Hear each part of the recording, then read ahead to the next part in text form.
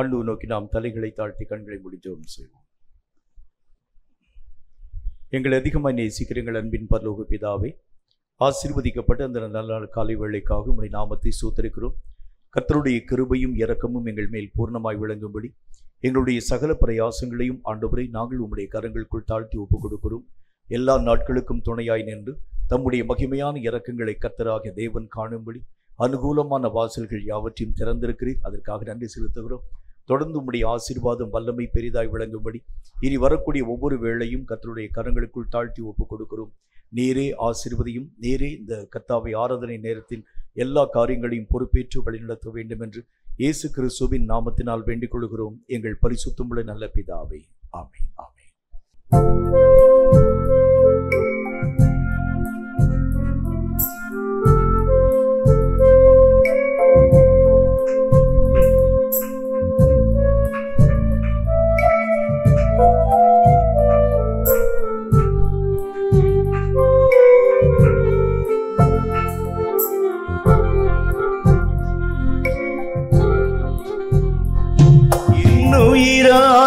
உயிரான உயிரான இயேசு, என் உயிரான உயிரான உயிரான இயேசு, என் உயிரான இயேசு, என் உயிரோடு கலந்தி என் உயிரே நான் உம்மை துதிப்பேன், என் உயிரே நான் உம்மை துதிப்பேன், என் உயிரே நான் உம்மை துதிப்பேன்,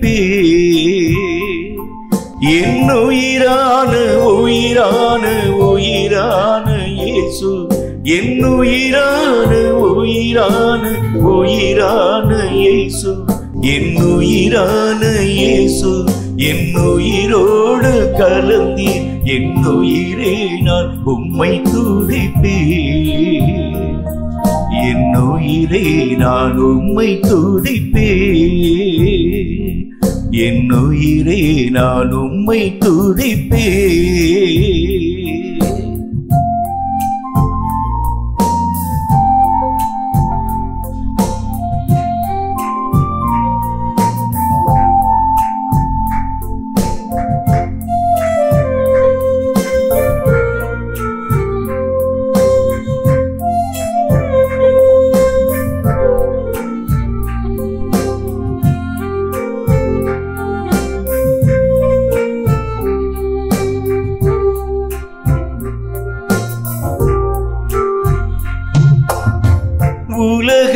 உலகமெல்லாம் மறக்குதையா, உணர்வு எல்லாம் இனிக்குதையா, உலகமெல்லாம் மறக்குதையா, உணர்வு எல்லாம் இனிக்குதையா, உம் நாமம் துதிக்கையிலே இயேசையா, உம் அன்பை ருசிக்கையிலே,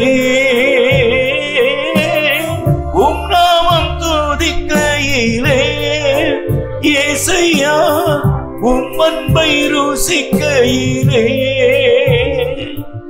என் உயிரான உயிரான உயிரான இயேசு, என் உயிரான உயிரான உயிரான இயேசு, என் உயிரான இயேசு, என் உயிரோடு கலந்தி என் உயிரே நான் உம்மை துதிப்பேன், என் உயிரே நான் உம்மை துதிப்பேன்.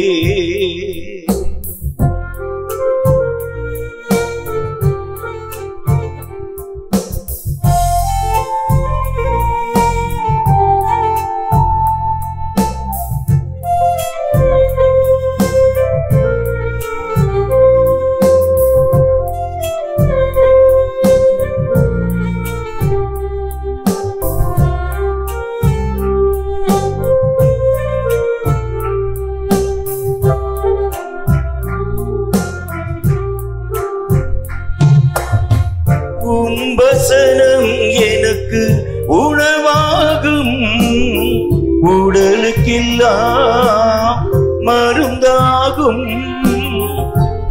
வசனம் எனக்கு உணவாகும், நெஞ்சுக்கெல்லாம் மருந்தாகும். இரவும் பகலும் ஐயா உந்தன் வசனம் தியானிக்கிறேன். இரவும் பகலும் ஐயா உந்தன் வசனம் தியானிக்கிறேன். என் உயிரான உயிரான உயிரான இயேசு, என் உயிரான உயிரான உயிரான இயேசு, என் உயிரான இயேசு, என் உயிரோடு கலந்தீர். என் உயிரே நான் உம்மை துதிப்பேன். என் உயிரே நான் உம்மை துதிப்பேன்.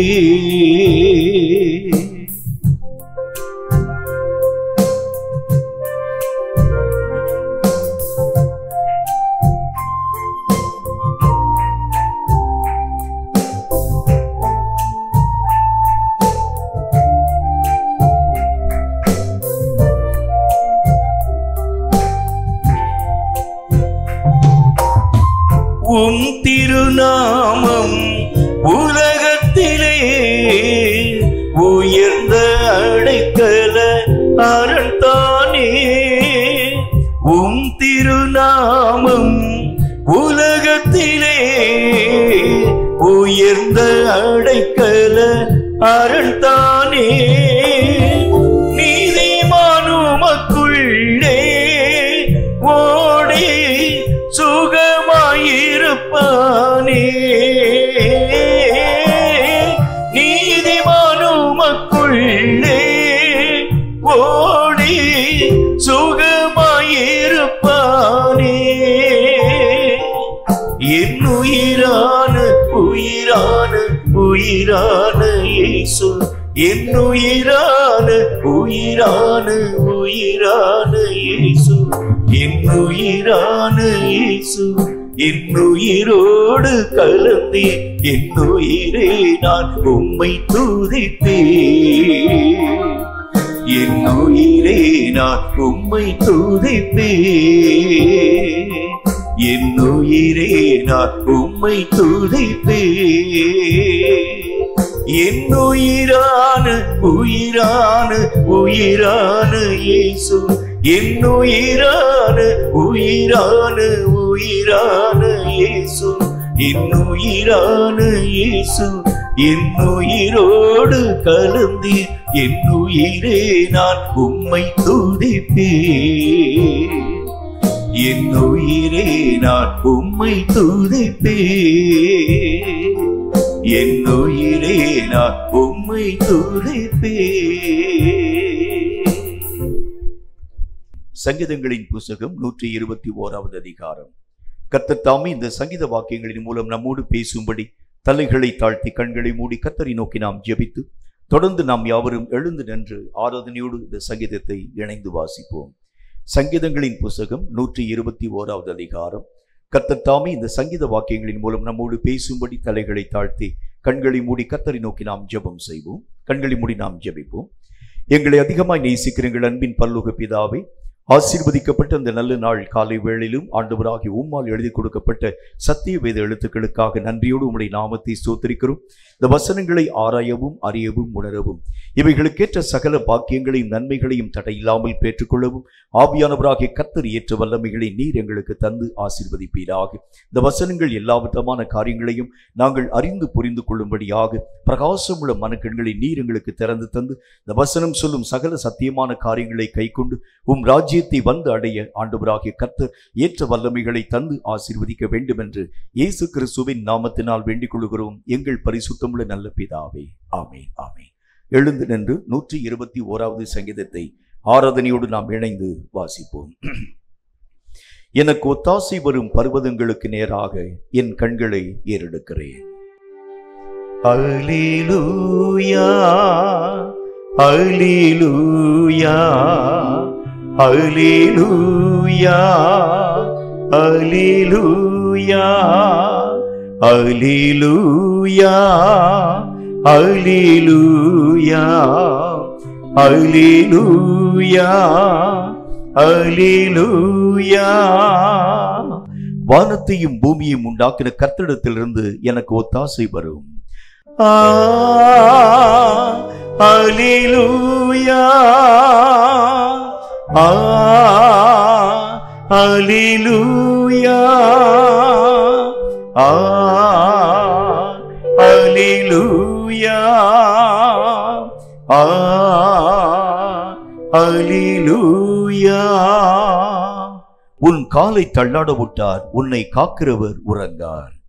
அல்லேலூயா, அல்லேலூயா, அல்லேலூயா, அல்லேலூயா, அல்லேலூயா, அல்லேலூயா, அல்லேலூயா, அல்லேலூயா. இதோ இஸ்ரவேலை காக்கிறவர் உறங்குவதும் இல்லை, தூங்குகிறதும் இல்லை. அல்லேலூயா, அல்லேலூயா, அல்லேலூயா, அல்லேலூயா. கர்த்தர் உன்னை காக்கிறவர், கர்த்தர் உன் வலது பக்கத்திலே உனக்கு நிழலாய் இருக்கிறார். அல்லேலூயா, அல்லேலூயா, அல்லேலூயா, அல்லேலூயா, அல்லேலூயா, அல்லேலூயா, அல்லேலூயா, அல்லேலூயா. பகலிலே வெயிலாகிலும் இரவிலே நிலவாகிலும் உன்னை சேதப்படுத்துவதில்லை. அல்லேலூயா, அல்லேலூயா, அல்லேலூயா, அல்லேலூயா. கர்த்தர் உன்னை எல்லா தீங்குக்கும் விலக்கி காப்பார், அவர் உன் ஆத்துமாவை காப்பார். அல்லேலூயா, அல்லேலூயா, அல்லேலூயா, அல்லேலூயா, அல்லேலூயா, அல்லேலூயா, அல்லேலூயா, அல்லேலூயா. கர்த்தர் உன் போக்கையும் உன் வரத்தையும் இது முதற்கொண்டு என்றைக்கும் காப்பார்.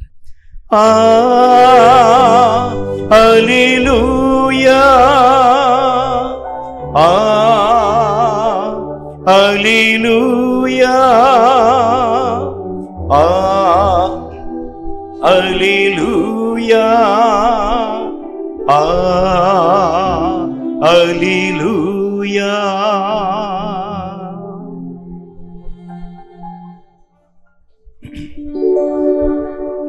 பூர்வ நாளை நினைத்தே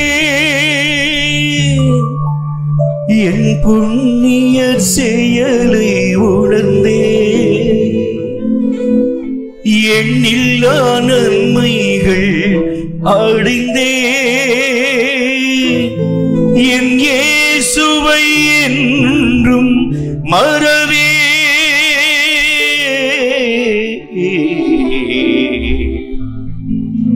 என் இயேசுவை என்றும் மறவே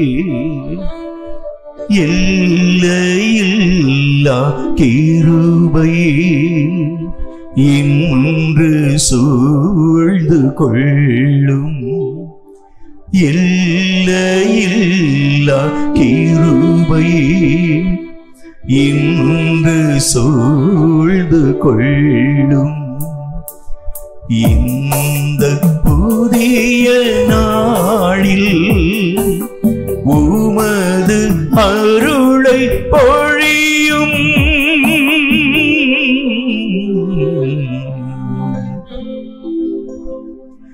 உமது அருளை பொழியும் எல்லையில்லா கிருபை இன்று சூழ்ந்து கொள்ளும்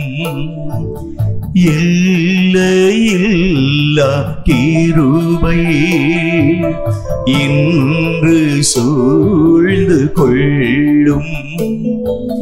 நெஞ்சம் நொந்த போது தஞ்சம் தந்த தேவன், நான் நெஞ்சம் நொந்த போது தஞ்சம் தந்த தேவன், நான் வாடி நின்ற போது என்னை தேடி வந்த தேவன், நான் வாடி நின்ற போது என்னை தேடி வந்த தேவன்,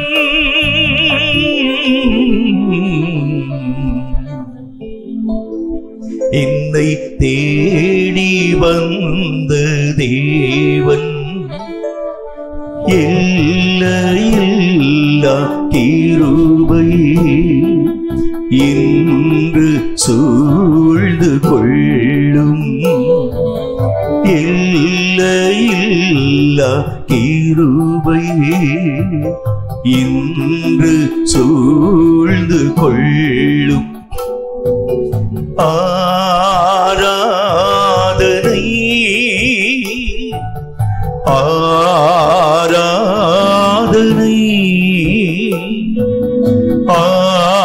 ஆராதனை ஆராதனை என் அன்பர் இயேசுவுக்கே,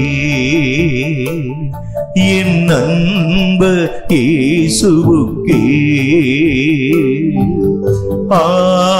ஆராதனை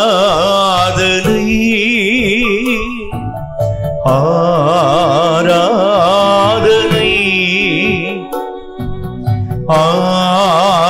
ஆராதனை ஆராதனை என் அன்பர் இயேசுவுக்கே, என் அன்பர் இயேசுவுக்கே. விலை போகாத பாத்திரம் நான் விரும்புவார் இல்லையே, விலையில்லாவும் கிருபையால் விளங்க செய்யுமே. தடைகள் யாவும் போக்கி என்னை தம்மை போல் மாற்றிடுமே. உடைத்து என்னை உந்தனுக்கே உடமையாக்கிடுமே. குயவனே குயவனே படைப்பின் காரணனே, களிமண்ணான என்னையுமே கண்டோக்கி பார்த்திடுமே. குயவனே குயவனே படைப்பின் காரணனே, களிமண்ணான என்னையுமே கண்டோக்கி பார்த்திடுமே. ஆராதனை ஆராதனை ஆராதனை ஆராதனை என் அன்பர் இயேசுவுக்கே, என் அன்பர் இயேசுவுக்கே, என் அன்பர் இயேசுவுக்கே, என் அன்பர் இயேசுவுக்கே. அல்லேலூயா அல்லேலூயா அல்லேலூயா அல்லேலூயா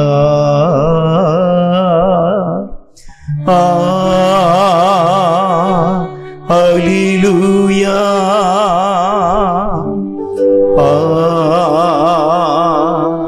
அல்லேலூயா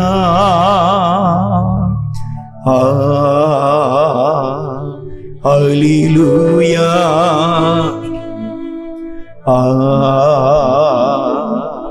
அல்லேலூயா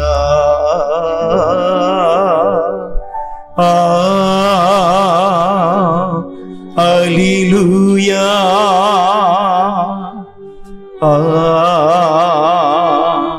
அல்லேலூயா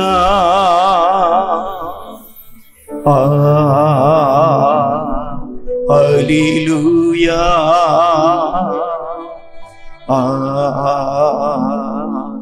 அல்லேலூயா வாரும் தூய ஆவியே உம் பிரசன்னத்தை வாஞ்சிக்கிறோம் உம் வல்லமையால் என்னை நீரைத்து நீராளுகை செய்யும்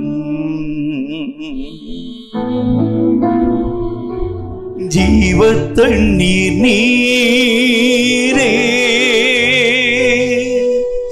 தாகம் தீர்க்கும் ஊற்றே ஆலோசனை கர்த்தரே நீராளுகை செய்யும் ஜீவத்தண்ணீர் நீரே தாகம் தீர்க்கும் ஊற்றே ஆலோசனை கர்த்தரே நீராளுகை செய்யும் வாரும் தூய ஆவியே உம் பிரசன்னத்தை வாஞ்சிக்கிறோம் உம் வல்லமையால் என்னை நீரைத்து நீராளுகை செய்யும்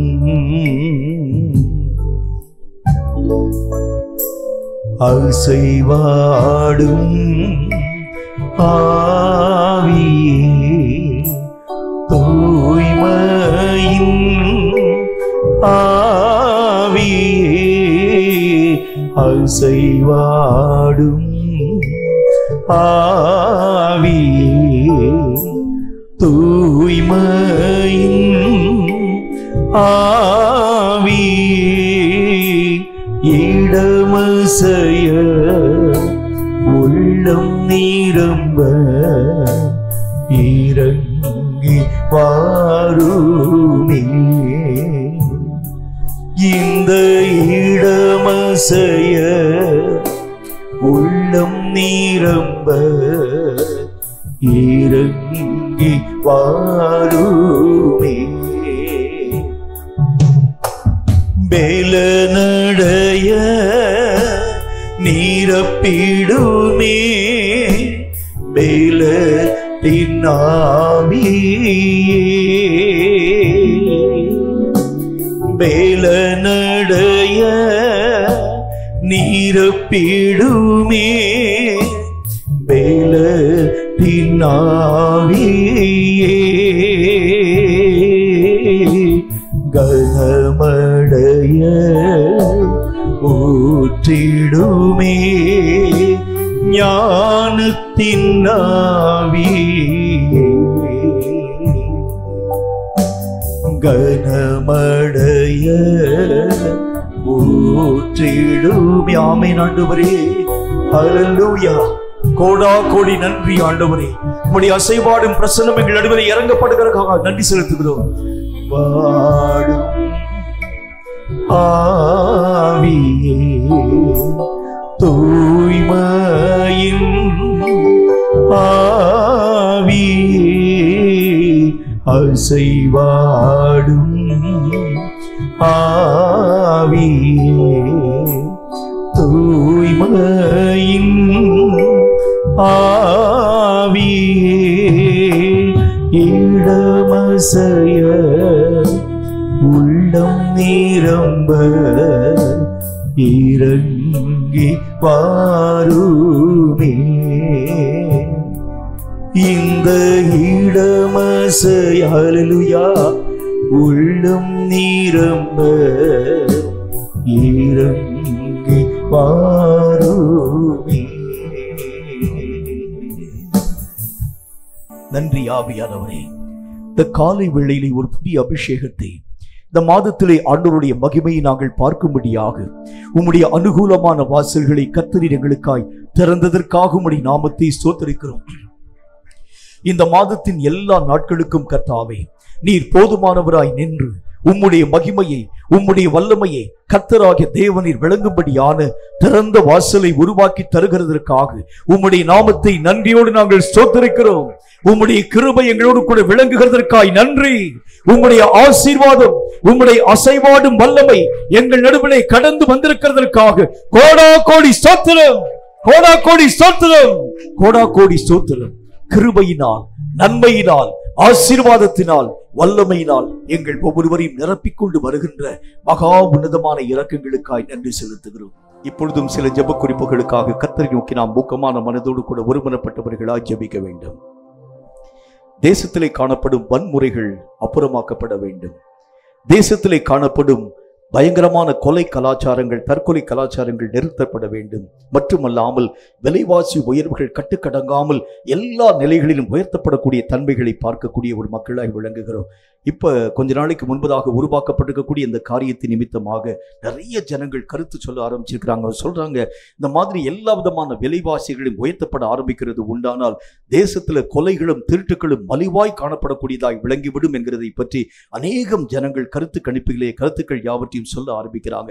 இனி நம்முடைய தேசத்திலே காணப்படக்கூடிய எல்லா உயர்த்தப்பட்ட விலைவாசிகளும் மெய்யாகவே குறைக்கப்படும்படிக்காக தேசம் சமாதானமாக, திருட்டு பயம் இல்லாமல், அச்சம் இல்லாமல், கொலை கலாச்சாரங்கள், வன்முறை கலாச்சாரங்கள், பாலியல் கலாச்சாரங்கள், தற்கொலை கலாச்சாரங்கள் காணப்படாதபடி தேசம் சுகமான ஒரு தேசமாக, ஆசீர்வதிக்கப்பட்ட ஒரு தேசமாக, கர்த்தருடைய நேரடி கண்காணிப்பிலே காணப்படக்கூடிய ஒரு தேசமாக நம்முடைய தேசம் விளங்கும்படிக்காக, நம்முடைய தேசத்தினுடைய சமாதானத்திற்காக, தேசத்தினுடைய ஆறுதலுக்காக, தேசத்தினுடைய சந்தோஷத்திற்காக, தேசத்தினுடைய மகிமைக்காக எல்லாரும் ஒருமனப்பட்டவர்களாய் கர்த்தரை நோக்கி நாம் ஊக்கமான மனதோடு கூட நாம் ஜெபிக்க வேண்டியது அவசியம். தேசம் சமாதானமாய் இருந்தால்தான் நீங்களும் நானும் சமாதானமான ஒரு வாழ்க்கை வாழ முடியுமே. தேசத்திலே குழப்பங்கள் இருக்கிறது உண்டானால் நம்முடைய தனிப்பட்ட வாழ்க்கையிலே சமாதானத்தை நாம் பெறுகிறது எப்படி?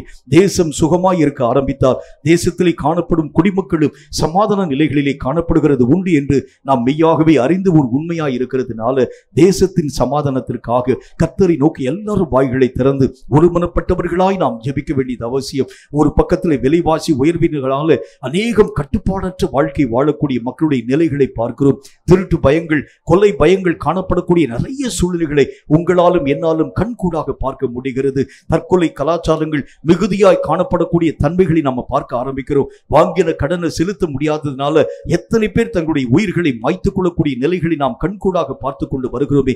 பாலியல் வன்முறை கொடுமைகளும் கூட தேச அரங்கிலே அதிகமாய் நிறைவாக்கப்பட்டு கொண்டு வருகிறதே. கர்த்தருடைய கிருபையினால தேசத்தில் சஞ்சலங்களும் தவிப்பும் மாற்றப்பட்டு சமாதானம் நிறைந்த ஒரு தேசமாக நம்முடைய தேசம் மாற்றத்தின் ஊடாக கடந்து வரும்படிக்காக தேசம் மட்டுமல்ல அகில உலகத்திலும் கூட தேவனாகிய கர்த்தரால் வாக்கு பண்ணப்பட்டிருக்கக்கூடிய சமாதானம் எல்லா இடங்களிலும் காணப்படும்படிக்காக, உலக சமாதானத்திற்காக, தேச சமாதானத்திற்காக எல்லாரும் வாய்களை திறந்து எல்லாரும் ஒருமனப்பட்டவர்களாய் இந்த குறிப்புக்காக ஊக்கமான மனதோடு நாம் யாவரும் இணைந்து நம்ம ஜெபிக்கலாம். நன்றி ஆண்டவரே.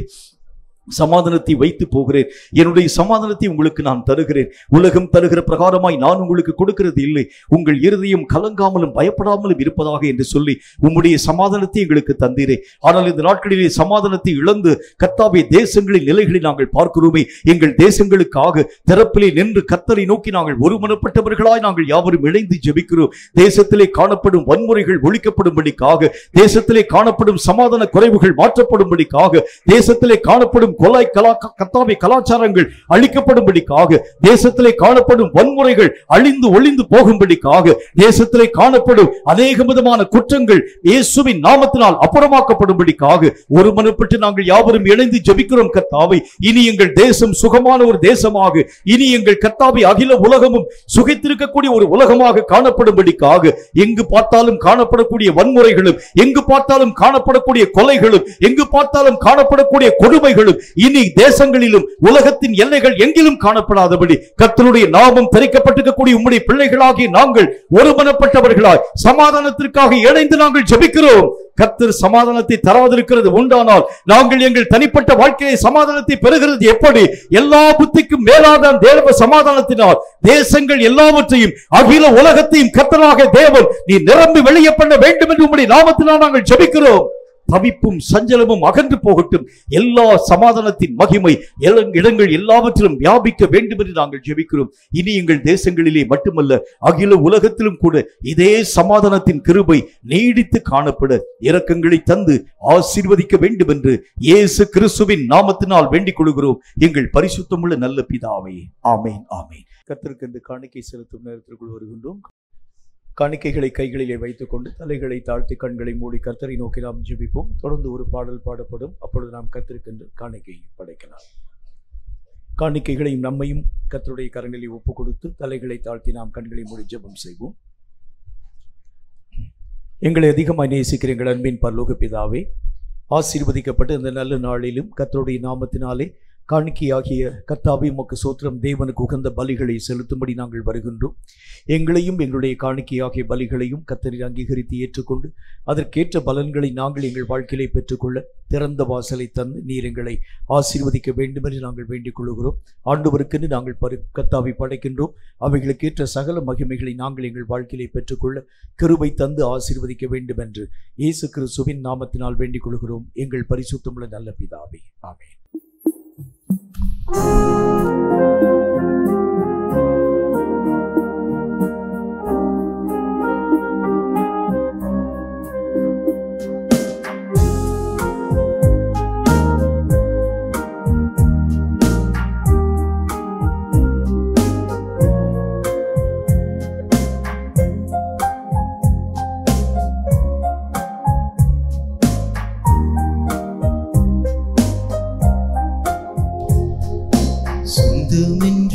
சொல்லிக்கொள்ள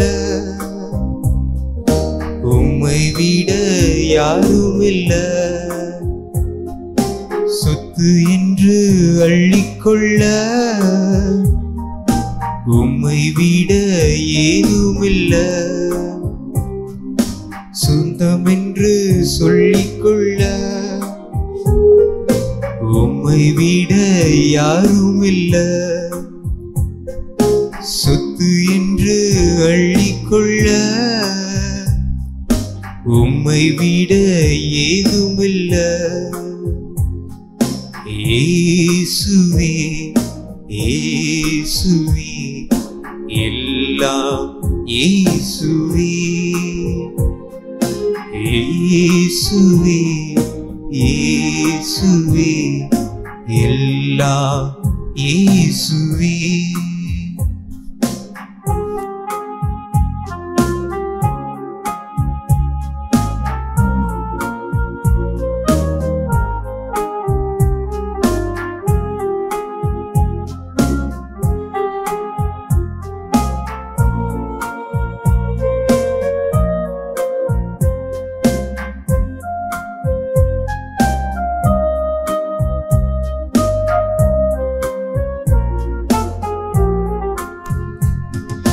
தழும்புகளால் நான் சுகமானே, உம் வார்த்தையினால் நான் பலனானே, உம் தழும்புகளால் நான் சுகமானே. உம் வார்த்தையினால் நான் பலனானே, நான் பலனானே, நான் பலனானே.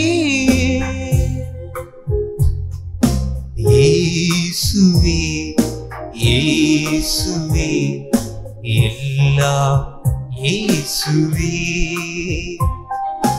இயேசுவே இயேசுவே எல்லாம் இயேசுவே.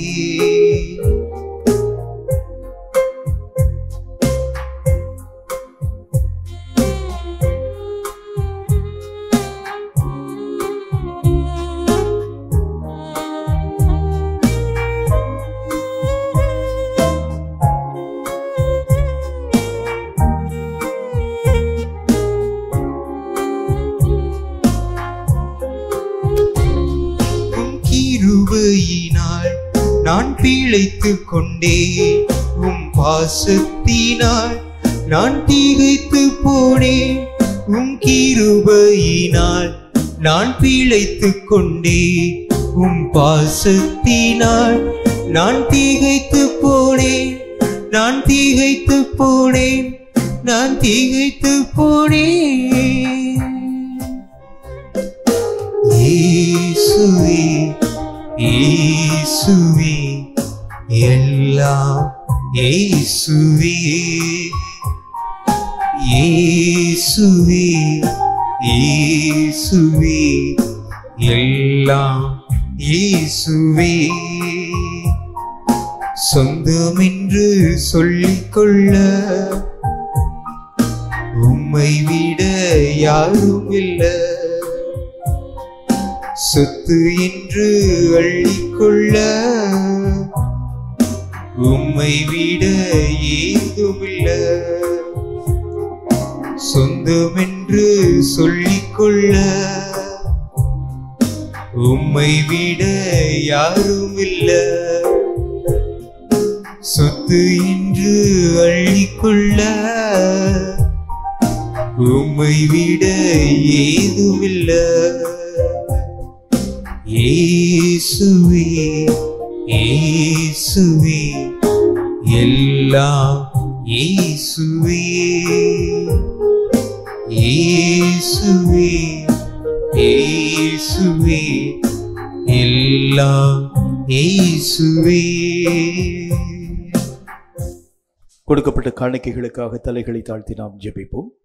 எங்களை அதிகமாக நேசிக்கிற எங்கள் அன்பின் பரலோக பிதாவே, கர்த்தர் எங்களுக்கு பாராட்டின எத்தனையோ உபகாரமான நன்மைகளுக்காக நன்றி. எங்களால் இயன்ற அந்த காணிக்கையாகிய பலிகளை தேவ சமூகத்தில் படைக்க ஆண்டவராகிய கர்த்தர் எங்களுக்கு பாராட்டின எல்லா இரக்கங்களுக்காக ஸ்தோத்திரம். இந்த காணிக்கைகளை கர்த்தர் அங்கீகரித்து அவைகளுக்கேற்ற மகிமைகளை நாங்கள் எங்கள் வாழ்க்கையிலே தடையில்லாமல் பெற்றுக்கொள்ளவும், நாங்கள் விதித்ததை போல கோடி மடங்கு எங்கள் வாழ்க்கையிலே பரிபூர்ணமான நன்மைகளை தடையில்லாமல் பெற்றுக்கொள்ளவும் ஆவியானவராகிய கர்த்தர் கிருபைகளை தந்து ஆசீர்வதிக்க வேண்டும் என்று நாங்கள் வேண்டிக் கொள்கிறோம். கர்த்தருடைய கரங்களுக்குள் எங்களையும் எங்களுடைய காணிக்கைகளை ஒப்புக் கொடுக்கிறோம். ஆசீர்வதியும் அங்கீகரியும் ஏற்றுக்கொள்ளும். இயேசு கிறிஸ்துவின் நாமத்தினால் வேண்டிக் கொள்கிறோம் எங்கள் பரிசுத்தமுள்ள நல்ல பிதாவே, ஆமென் ஆமென். ஆண்டவராகிய இயேசு கிறிஸ்துவின் நாமத்தினாலே உங்கள் யாவருக்கும் அன்பின் வாழ்த்துக்களை நான் தெரிவித்துக் கொள்கின்றேன். பலன் கொடுக்கும் ஒரு வாழ்க்கை. இந்த உலகத்திலே ஒரு முறைதான் நீங்களும் நானும் வாழ்க்கை வாழக்கூடிய ஒரு மக்களாய் விளங்குகின்றோம். இனி ஒரு முறை நமக்கென்று இந்த வாழ்க்கையினுடைய நிலைகள் கொடுக்கப்படுகிறது இல்லை. இந்த ஒரு முறை வாழக்கூடிய இந்த வாழ்க்கையை நாம் எப்படி வாழ்ந்து தீர்க்க போகின்றோம்? நல்ல பலன்களை கொடுக்க ஆரம்பித்தால் அதனுடைய முழு விளைச்சல்களை ஆண்டவராக தேவனுடைய ஆதீனத்திலே பெற்றுக்கொள்ள நம்மால் முடியும். இந்த ஒரு வாழ்க்கையை எப்படி வேண்டுமானாலும் வாழலாம் என்கிறது இந்த உலகத்திலே காணப்படக்கூடிய நியமங்கள் அல்லது நியதிகள். உலகத்திலே காணப்படக்கூடிய ஒவ்வொரு விதமான மக்களும் தங்கள் மனம் போன போக்கின்படி இந்த வாழ்க்கையினுடைய நிலைகளை ஆசரிக்க ஆரம்பிக்கிறாங்க. அவரவர்கள் அநேகம் விதமான குறைவான காரியங்களை செய்யக்கூடிய ஒரு மக்களாக, பழுதான காரியங்களை செய்யக்கூடிய ஒரு மக்களாக, அநேகம் விதமான மக்களை ஏமாற்றி வஞ்சித்து பிழைக்கக்கூடிய ஒரு மக்களாக, தங்களுடைய வாழ்க்கையின் நிலைகளை ஆசரிக்கக்கூடிய அநேகம் சூழ்நிலையான அந்த காரியங்களின் ஊடாக காணப்படக்கூடிய மக்களின் நிலைகளை உங்களாலும் என்னாலும் பார்க்க முடியும். ஆனால் கர்த்தராகிய தேவன் ஒரு மனுஷனுடைய கரங்கள் இந்த வாழ்க்கையை எதற்காக தந்திருக்கிறார் அப்படின்னா, ஒரு ஃபுல் ஈல்டிங்கான ஒரு மனிதனாக நீயும் நானும் விளங்க வேண்டும். அதுவும் கர்த்தருக்கு பிரியமான விளைச்சல்களை தரக்கூடிய ஒரு மக்களாக விளங்க வேண்டியது அவசியம். நம்முடைய கரங்களை நம்பி பலவிதமான காரியங்களை ஆண்டவராக தேவன் தந்திருக்கின்றார். ஒவ்வொரு விஷயத்திலும் தேவன் எதிர்பார்க்கும் ஒரு விளைச்சலை, ஒரு பலனை நாம் மெய்யாகவே தரக்கூடிய ஒரு மக்களாய் விளங்கினால், தேவனுடைய சமூகத்திலே நாம் கடந்து போகும் பொழுது அதற்குரிய முழு பலனை பெறக்கூடிய ஒரு மக்களாய் விளங்க முடியும். எப்படி வேண்டுமானாலும் வாழ்க்கை வாழலாம். இதற்கு நல்ல ஒரு உதாரணமாக நம்ம அடிக்கடி பேசக்கூடிய ஒரு உதாரணம் தான், ஒரு எஜமான் தன்னுடைய பணியாட்களுடைய கரங்களில் நம்பி ஒருவனுடைய கரங்களிலே 10 தாலந்தையும், ஒருவனுடைய கரங்களிலே 5 தாலந்தையும், ஒருவனுடைய கரங்களிலே 1 தாலந்தையும் கொடுத்து விட்டு கடந்து போகின்றான். இப்படி போகக்கூடிய அந்த எஜமான் எந்த காரியத்தையும் சொல்லிட்டே போகல. அந்த அநேகம் காலங்களுக்கு பிறகு தாளந்து பெற்ற மக்களை அவன் அழைத்து அவங்கள பார்த்து கேட்கிறான், உன் கையில கொடுத்திருக்கக்கூடிய இந்த தாளந்தனுடைய நிலை என்னன்னு கேட்கிறான். ஒருவேளை தாளந்து பெற்றிருக்கக்கூடிய மக்கள் எஜமான பார்த்து ஒரு கேள்வி கேட்டுக்கிறாங்க, தாளந்து நாங்கள் என்ன செய்யுங்கிறத பற்றி ஒண்ணுமே சொல்லலை.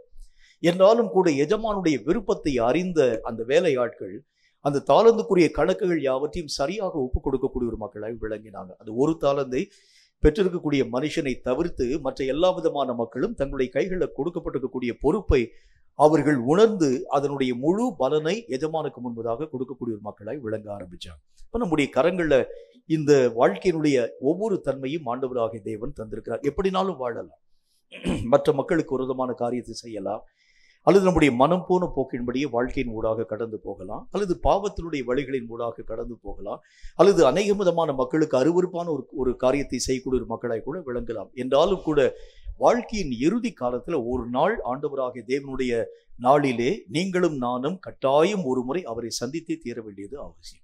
கொடுக்கப்பட்ட இந்த வாழ்க்கையை நீங்க எப்படி பயன்படுத்துறீங்கன்னு கர்த்தர் நம்மளை பார்த்து கேட்பார். இந்த வாழ்க்கையில நான் உங்களுடைய கரங்களை நம்பி இத்தனை விதமான காரியங்களை தந்திருக்கிறேன். நீங்க உங்களுக்கு தெரிஞ்சு தெரியாம நிறைய விஷயங்களை ஆண்டவராகிய தேவன் தந்திருப்பார். இப்போ ஒரு சின்ன ஒரு எக்ஸாம்பிள் சொல்றேன் பாருங்க. ரட்சிக்கப்படக்கூடிய ஆரம்ப நாட்கள்ல இந்த மாதிரி கர்த்தருடைய வார்த்தையை பேசுவேன் என்றா எனக்கு தெரியாது. கர்த்தருடைய வார்த்தை இந்த அளவுக்கு நான் மக்களுக்கு முன்பதாக போதிக்கக்கூடிய வல்லமை பெற்றவன் என்று எனக்கு தெரியாது. ஆனால் கர்த்தராகிய தேவனுக்குள் வளர வளர இந்த மாதிரியான காரியங்களை கர்த்தர் என்னுடைய வாழ்க்கையை உருவாக்கி தர ஆரம்பிச்சு. இது முதலே ஆண்டவராகிய தேவனால் கொடுக்கப்பட்டிருக்கக்கூடிய மறைந்திருக்கக்கூடிய ஒரு டேலண்ட். இதை நான் சரியாக யூட்டிலைஸ் பண்ண ஆரம்பிச்சா அதனுடைய முழு பலனை நான் கர்த்தருக்கு முன்பதாக கொடுக்க முடியும். சில தாளந்துகள் மண்ணுக்குள் புதைக்கப்பட்டது, அதை தோண்டி எடுக்கப்படாமல் அப்படி அந்த நிலைகளிலே காணப்படுகிறது உண்டானால், மறு உலகத்திலே கடந்து போகக்கூடிய நேரத்திலே கர்த்தராகிய தேவன் நம்மளை பார்த்து கேட்பார், உன் கையில் இந்த காரியத்தை கொடுத்தனே, இல்ல ஆண்டவரே அதை பற்றி எனக்கு ஒண்ணுமே தெரியாது. உனக்கு தெரியுதோ தெரியுதோ அது இரண்டாவது விஷயம். என்றாலும் நான் உன்னுடைய கரங்களிலே கொடுத்தது உண்மை. அதை நீ வெட்டி தோண்டி எடுக்காமல் அவைகளை பயன்படுத்தாமல் அந்த காரியங்களுக்குரிய பலனை தராமல் போனால் அதற்குரிய தண்டனை உன்னுடைய வாழ்க்கையிலே வந்தே தீரும் என்று கர்த்தர் நம்மளை பார்த்து சொல்வார். நமக்குள்ள புதைந்து கிடக்கக்கூடிய நிறைய விஷயங்களை நீங்களும் நானும் தோண்டி ஆராய்ந்து பார்த்து எடுக்க வேண்டியது அவசியம். நம்முடைய நிலத்துல ஆண்டவராகிய தேவன் நம்முடைய கரங்களை ஒரு நிலத்தை தந்திருக்கிறார். இந்த நிலத்துல அநேக விதமான புதை பொருள்கள் காணப்படக்கூடிய ஒரு நிலம் என்று வைத்துக் கொள்ளுங்கள். அநேக விதமான முத்துக்கள் மறைந்திருக்கக்கூடிய நிலமாய் இருக்கலாம், அல்லது அநேக விதமான அதாவது இந்த வைர வைடூரியங்கள் மறைந்திருக்கக்கூடிய ஒரு நிலமாய் இருக்கலாம். இதை நாம் இந்த நிலத்திலே சும்மா நம்ம இந்த நிலத்திலே அநேக விதமான வீடுகளை கட்டி வசிக்க ஆரம்பிக்கின்றோம், அல்லது அநேக விதமான அதாவது இந்த பண்ணைகள் யாவற்றையும் வைத்து நாம் வளர்க்கக்கூடிய ஒரு மக்களை விளங்க ஆரம்பிக்கிறோம். காலங்கள் வரக்கூடிய நேரத்தில் கர்த்தராகிய தேவன் நம்மை பார்த்து சொல்லுவார், இந்த நிலத்தினை அகழ்ந்து பார்க்க ஆரம்பித்தது உண்டானால் இந்த நிலத்திலே அநேக விதமான மணிகளை நான் புதைத்தி வைத்திருக்கின்றேன். இவைகளை நீ எடுத்து பயன்படுத்த ஆரம்பிக்கிறது உண்டானால் உலகத்துல பெரிய காரியத்தை சாதிச்சிருக்க முடியும், நீ ஏன் செய்யலன்னு கேட்பாரு. இல்ல ஆண்டவரே, எனக்கு இதற்குள்ளாக புதைந்திருக்கக்கூடிய பொக்கிஷம் ஒண்ணுமே தெரியாது, சொல்ல முடியாது. நம்முடைய கரங்களிலே நம்பி தந்திருக்கக்கூடிய ஒவ்வொரு காரியத்தையும் ஆழமாகவோ அகலமாகவோ அகழ்ந்து பார்த்து அதுல என்னென்ன விதமான பொக்கிஷங்களை கர்த்தரினுடைய கையில தந்திருக்கிறார். இதை என்னை ஆராய்கிறதற்கே அதிக நேரத்தை நான் செலவு பண்ண வேண்டியது அவசியம், ஸ்பெண்ட் பண்ணணும். எனக்குள் என்னென்ன விதமான காரியத்தை கர்த்தர் தந்து வைத்திருக்கிறார். நமக்கு தெரியாத நிறைய புதையல்கள் உள்ள வைக்கப்பட்டிருக்கிறது. இந்த உலகத்திலே ஆண்டவராகிய தேவன் எல்லா விதமான மக்களுக்கும் தேவையான எல்லா பொக்கிஷத்தையும் பூமியில வச்சிருக்கிறார். அதை சில பேர் மெய்யாகவே ஆழமாய் அகழ்ந்து பார்த்து எடுத்துக்கொள்ள ஆரம்பிக்கிறாங்க. சில பேர் அவைகளை பற்றி அறிவே இல்லாமல் அவைகளை எல்லா விதமான மக்களுக்கு முன்பதாக மாட்டு விலைக்காக அவங்க விற்கக்கூடிய ஒரு மக்களாக காணப்பட ஆரம்பிக்கிறது. நம்ம என்ன வேணாலும் செய்யலாம், ஆனால் அதனுடைய பலனை நான் கொடாதிருக்கிறது உண்டானால் ஆண்டவராகிய தேவனுடைய நாளிலே அதற்குரிய கணக்குகளை நான் சொல்ல வேண்டியது அவசியம். இப்போ முதல் காரியம், என்னென்ன ஆராய்ச்சி பார்க்கணும், எனக்குள் என்னென்ன விதமான திறமைகளை கர்த்தராகிய தேவன் வைத்து உருவாக்கி வைத்திருக்கிறார். ஏன்னா உலகத்தில் உருவாக்கப்பட்டிருக்கக்கூடிய எந்த விதமான மனுஷனுடைய காரியங்களிலும் திறமை இல்லாமல் ஒரு மனிதனையும் கர்த்தராகிய தேவன் உருவாக்க மாட்டார். நல்லா புரிஞ்சுக்கங்க. ஒவ்வொரு மனிதனுக்கும் ஒவ்வொரு விதமான காரியங்களை பொக்கிஷமாக உள்ள வச்சிருப்பார். இவைகளை நீங்கள் முதல் காரியம் ஆராய்ந்து பார்க்கணும். எனக்குள் என்ன டேலண்ட் உள்ள வச்சிருக்கிறார், என்ன விஷயம் என்னுடைய வாழ்க்கையில கொடுக்கப்படுகிற, இதை நான் ஆராயாமல் ஏதோ என்னுடைய மனம் போன போக்கின்படி நான் கடந்து போக ஆரம்பிக்குது. நான் செய்யக்கூடிய எல்லா விஷயத்தையும் நான் நஷ்டத்தை நான் பெற ஆரம்பிக்கிறேன். எனக்கு லாபகரமா ஒண்ணுமே வரல, எதை தொட்டாலும் என்னுடைய வாழ்க்கையில தோல்வி என்று சொல்லி பல காரியங்களை நான் முயற்சி பண்ண ஆரம்பிக்கிறேன். ஆனா எனக்குள்ள பலவிதமான பொக்கிஷங்களை கர்த்தர் உள்ள வச்சிருக்கிறார். ஆண்டவராகிய தேவன் வைத்திருக்கக்கூடிய இந்த காரியத்தை நான் பயன்படுத்தினாலே போதும், என்னுடைய வாழ்க்கையின் தரங்கள் உயரத்தின் ஊடாக கடந்து போக ஆரம்பிக்கிறத பார்க்க முடியும். அப்ப என்னை நான் முதல் காரியம் ஆராய்ச்சி பார்க்கணும். எனக்குள் என்னென்ன விதமான காரியம் கொடுக்கப்பட்டிருக்கிறது, இவைகளை நான் எடுத்து பயன்படுத்தி ஆண்டவராகிய தேவன் எதிர்பார்க்கும் முழு விளைச்சலை நான் கொடுக்க ஆரம்பித்தால்தான் மறு உலகம் மகிமையான ஒரு உலகமாய் என்னுடைய வாழ்க்கைக்கு கொடுக்கப்பட ஆரம்பிக்கிறதை பார்க்க முடியும். சரி, பலன் கொடுக்கக்கூடிய அனுபவங்கள் என்கிறதை பற்றி நம்முடைய தியானத்தில் பார்த்து கொண்டு வர ஆரம்பிக்கும். போன வாரத்தில் நம்முடைய வாழ்க்கையில் நம்முடைய தியானத்தில் பார்த்தோம், ஆண்டவராகிய தேவனுடைய நாமத்தினாலே நிலத்தை பொறுத்தே அதனுடைய பலன்கள் உருவாக்கப்படுகிறது என்பதை பற்றி நாம் கற்றுக்கொள்ள ஆரம்பித்தோம். ஒரு மனுஷனுடைய வாழ்க்கையினுடைய தன்மை நல்ல நிலமாக இருக்கிறது உண்டானால் ஒன்று 30ஆகவும் ஒன்று 60ஆகவும் ஒன்று 100ஆகவும் பலன் கொடுக்கக்கூடியதாய் விளங்க ஆரம்பித்துவிடும். ஆகவே இந்த நிலங்கள் சரியான வகைப்பட்ட ஒரு நிலமாய் காணப்படாது இருக்கிறது உண்டானால் அது ஒருவேளை காரச்சத்து வாய்ந்ததாக அல்லது அமிலச்சத்து வாய்ந்ததாக அல்லது அநேக விதமான விளைச்சலுக்கு ஏற்றதாக காணப்படாது இருக்கக்கூடிய அநேக விதமான களிமண் நிலங்களாக இருக்கிறது உண்டானால் அந்த நிலத்து முதல் காரியம் நீங்களும் நானும் பக்குவப்படுத்த வேண்டியது அவசியம். அதில் காணப்படக்கூடிய தேவையற்ற காரியங்கள் யாவற்றையும் அப்புறமாக்கி போட்டு நிலத்தை நீங்கள் பக்குவப்படுத்த ஆரம்பித்தால் மட்டும்தான் அந்த நிலம் முழு விளைச்சலை தரக்கூடியதாய் விளங்க ஆரம்பிக்கும் என்கிறதை பற்றி போன முறை நம்முடைய தியானத்தில் பார்த்தோம். இன்றைக்கு இரண்டாவது காரியமாக நாம் பார்க்க போகின்றோம். கர்த்தராகிய தேவன் என்ன காரியத்தை நம்முடைய வாழ்க்கையில் எதிர்பார்க்கின்றார்? முழு ஈல்டிங்கை கொடுக்கக்கூடிய ஒரு மக்களை. முழு ஈல்டிங்கை கொடுக்கணும் நாம் என்ன செய்ய வேண்டும்? தேவன் தந்த விதைகளை எப்படி நான் விதைக்கிறேன், அது ஒரு முக்கியமான ஒரு காரியம். விதை சரியான விதை தான், அந்த விதையை நான் எப்படி விதைக்க வேண்டும், அந்த என்ன மாதிரியான ஒரு காரியத்தின் ஊடாக அந்த விதைகளை நான் விதைத்தால் முழு பலனை நான் பெற்றுக்கொள்ள முடியும். சாதாரணமாக மழை பெய்யாது இருக்கக்கூடிய பயங்கரமான வெயில் அடிக்கக்கூடிய ஒரு நேரம் என்று வைத்துக் கொள்ளுங்கள். இந்த விதையை போய் நான் விதைக்க ஆரம்பிக்கிறது உண்டானால் 2 நாள் இந்த விதை கருகி போக ஆரம்பிக்கிறத பார்க்கிறேன். பயங்கரமான அடைமழை பெய்யக்கூடிய காரியம் என்று வைத்துக் கொள்ளுங்கள். அந்த மழை நின்ற பாடே இல்லை. அப்படி பயங்கரமாக சேரும் சகதியமாக இருக்கக்கூடிய அந்த நேரத்தில் அந்த விதையை கொண்டு போய் நான் விதைக்க ஆரம்பிக்கிறது உண்டானால் 2 நாளில் அந்த விதை அழுகி போக ஆரம்பிக்கிறதை பார்க்க முடியும். அப்ப எந்த கால சூழ்நிலைகளை அறிந்து நான் விதைக்க வேண்டும். விதை நல்ல விதை தான், விதையில எந்த விதமான குறையும் சொல்ல முடியாது. ஆனால் அந்த விதையை நான் எந்த பருவத்திலே நான் விதைக்க வேண்டியது அவசியம், எந்த காரியத்தை அறிந்து நான் விதைக்க வேண்டியது அவசியம். இந்த விதைகளை எப்படி விதைச்சா இந்த விதையினுடைய முழு பலனை நான் என்னுடைய வாழ்க்கையிலே பெற்றுக்கொள்ள முடியும், இதை நாம் நம்முடைய வாழ்க்கையிலே தெளிவான விதத்தில் புரிந்து கொள்ள வேண்டியது அவசியம். விதை என்கிறது பல காரியங்களிலே ஆண்டவராக தேவன் நம்மோடு கூட பேசிக்கொண்டு வருகின்றார். கர்த்தருடைய வசனங்கள் விதைக்கு ஒப்பனையாகவும், கர்த்தருடைய ராஜ்யம் விதைக்கு ஒப்பனையாகவும், கர்த்தராக தேவன் தந்திருக்கக்கூடிய கிருபைகள் விதைக்கு ஒப்பனையாகவும் இந்த வசனத்தின் மூலம் பல விஷயங்கள் நம்முடைய வாழ்க்கையிலே வலியுறுத்தப்பட ஆரம்பிக்கிறது. ஒரு மனுஷருக்கு ஆண்டவராக தேவன் தரக்கூடிய கிருபைகள் எல்லாம் விதைகளுக்கு சமானமாக, ஒரு மனுஷனுடைய வாழ்க்கையிலே கர்த்தர் தரக்கூடிய வரங்கள் எல்லாம் விதைகளுக்கு சமானமாக, கர்த்தராக தேவன் தரக்கூடிய ஆவிக்குரிய அனுபவங்கள் எல்லாம் விதைகளுக்கு சமானமாக, கர்த்தர் தரக்கூடிய வசனங்கள் எல்லாம் விதைகளுக்கு சமானமாக, இப்படி ஒவ்வொரு விஷயத்தையும் ஆண்டவராக தேவன் ஒரு விதையை போலவே கர்த்தராக தேவன் நம்முடைய வாழ்க்கையிலே தருகின்றார். இந்த விதையை சரியான பருவம் அறிந்து நான் விதைக்க ஆரம்பித்தால் முழு பலனை நான் பெறக்கூடியவனாய் விளங்க ஆரம்பிக்கிறதை பார்க்க முடியும். இப்ப ஏன் நம்முடைய வாழ்க்கையில எத்தனையோ வசனங்கள் நம்முடைய வாழ்க்கையிலே விதைக்கப்பட ஆரம்பித்தாலும் முழு பலன் ஏன் நம்முடைய வாழ்க்கையிலே கொடுக்கப்பட முடிகிறது இல்லை? இந்த விதைகள் எல்லாம் சாரமில்லாத அல்லது பலவீனமான விதைகள் அல்ல, ஆண்டவராக தேவனால் கொடுக்கப்பட்டிருக்கக்கூடிய கர்த்தருடைய வசனமாகிய விதைகள். இந்த வசனங்களை ஒரு மனுஷனுடைய வாழ்க்கையிலே அவன் ஏற்றுக்கொள்ள ஆரம்பித்தால் அவருடைய வாழ்க்கையின் நிலைகளை இந்த வசனம் அப்படியே உருமாற்றத்தின் ஊடாக அழைத்துக் கொண்டு போக ஆரம்பிக்கிறத பார்க்க முடியும். தேவன் தரக்கூடிய கிருபைகள் எல்லாம் சாதாரணமானவை அல்ல, தேவன் தரக்கூடிய அழைப்பெல்லாம் சாதாரணமான அல்ல. வசனத்தில் என்ன போட்டிருக்கு? ஆரோனை போல் அழைக்கப்படாவிட்டால் ஒருவனும் தானாய் இந்த கனமான ஊழியத்திற்கு ஏற்படுத்தப்படுகிறது. அப்போ நம்ம கையில கொடுக்கப்பட்டிருக்கக்கூடிய அழைப்பெல்லாம் கனம் பொருந்தினவைகள், வல்லமை பெற்றவைகள். ஆனாலும் இந்த காரியங்கள் ஏன் என்னுடைய வாழ்க்கையிலே பலனை தரல? பலன ஆண்டவராக தேவனால் கொடுக்கப்படக்கூடிய எந்த விஷயமும் பலன் நிறைந்தவைகள். கர்த்தராகிய தேவனால் தாவீதினுடைய கரங்களில் ஒரு 5 கூழாங்கற்கள் கொடுக்கப்பட்டது. இந்த 5 கூழாங்கலை பயன்படுத்தக்கூடிய தாவீது ஒருவேளை அநேக விதமான குருவியை கூட அவன் அடிக்க பயன்படுத்தியிருக்கலாம். ஆனால் தாவீது முழு பலனை பெறும்படிக்காக கோலியாத்தை அடிக்க பயன்படுத்தி அந்த பெலிஸ்திய சாம்ராஜ்யத்தை இஸ்ரவேலுக்கு அடிமையாக்கக்கூடிய அளவிற்கு இந்த கல்லையும் பயன்படுத்தும். எப்படி வேணாலும் பயன்படுத்தலாம்.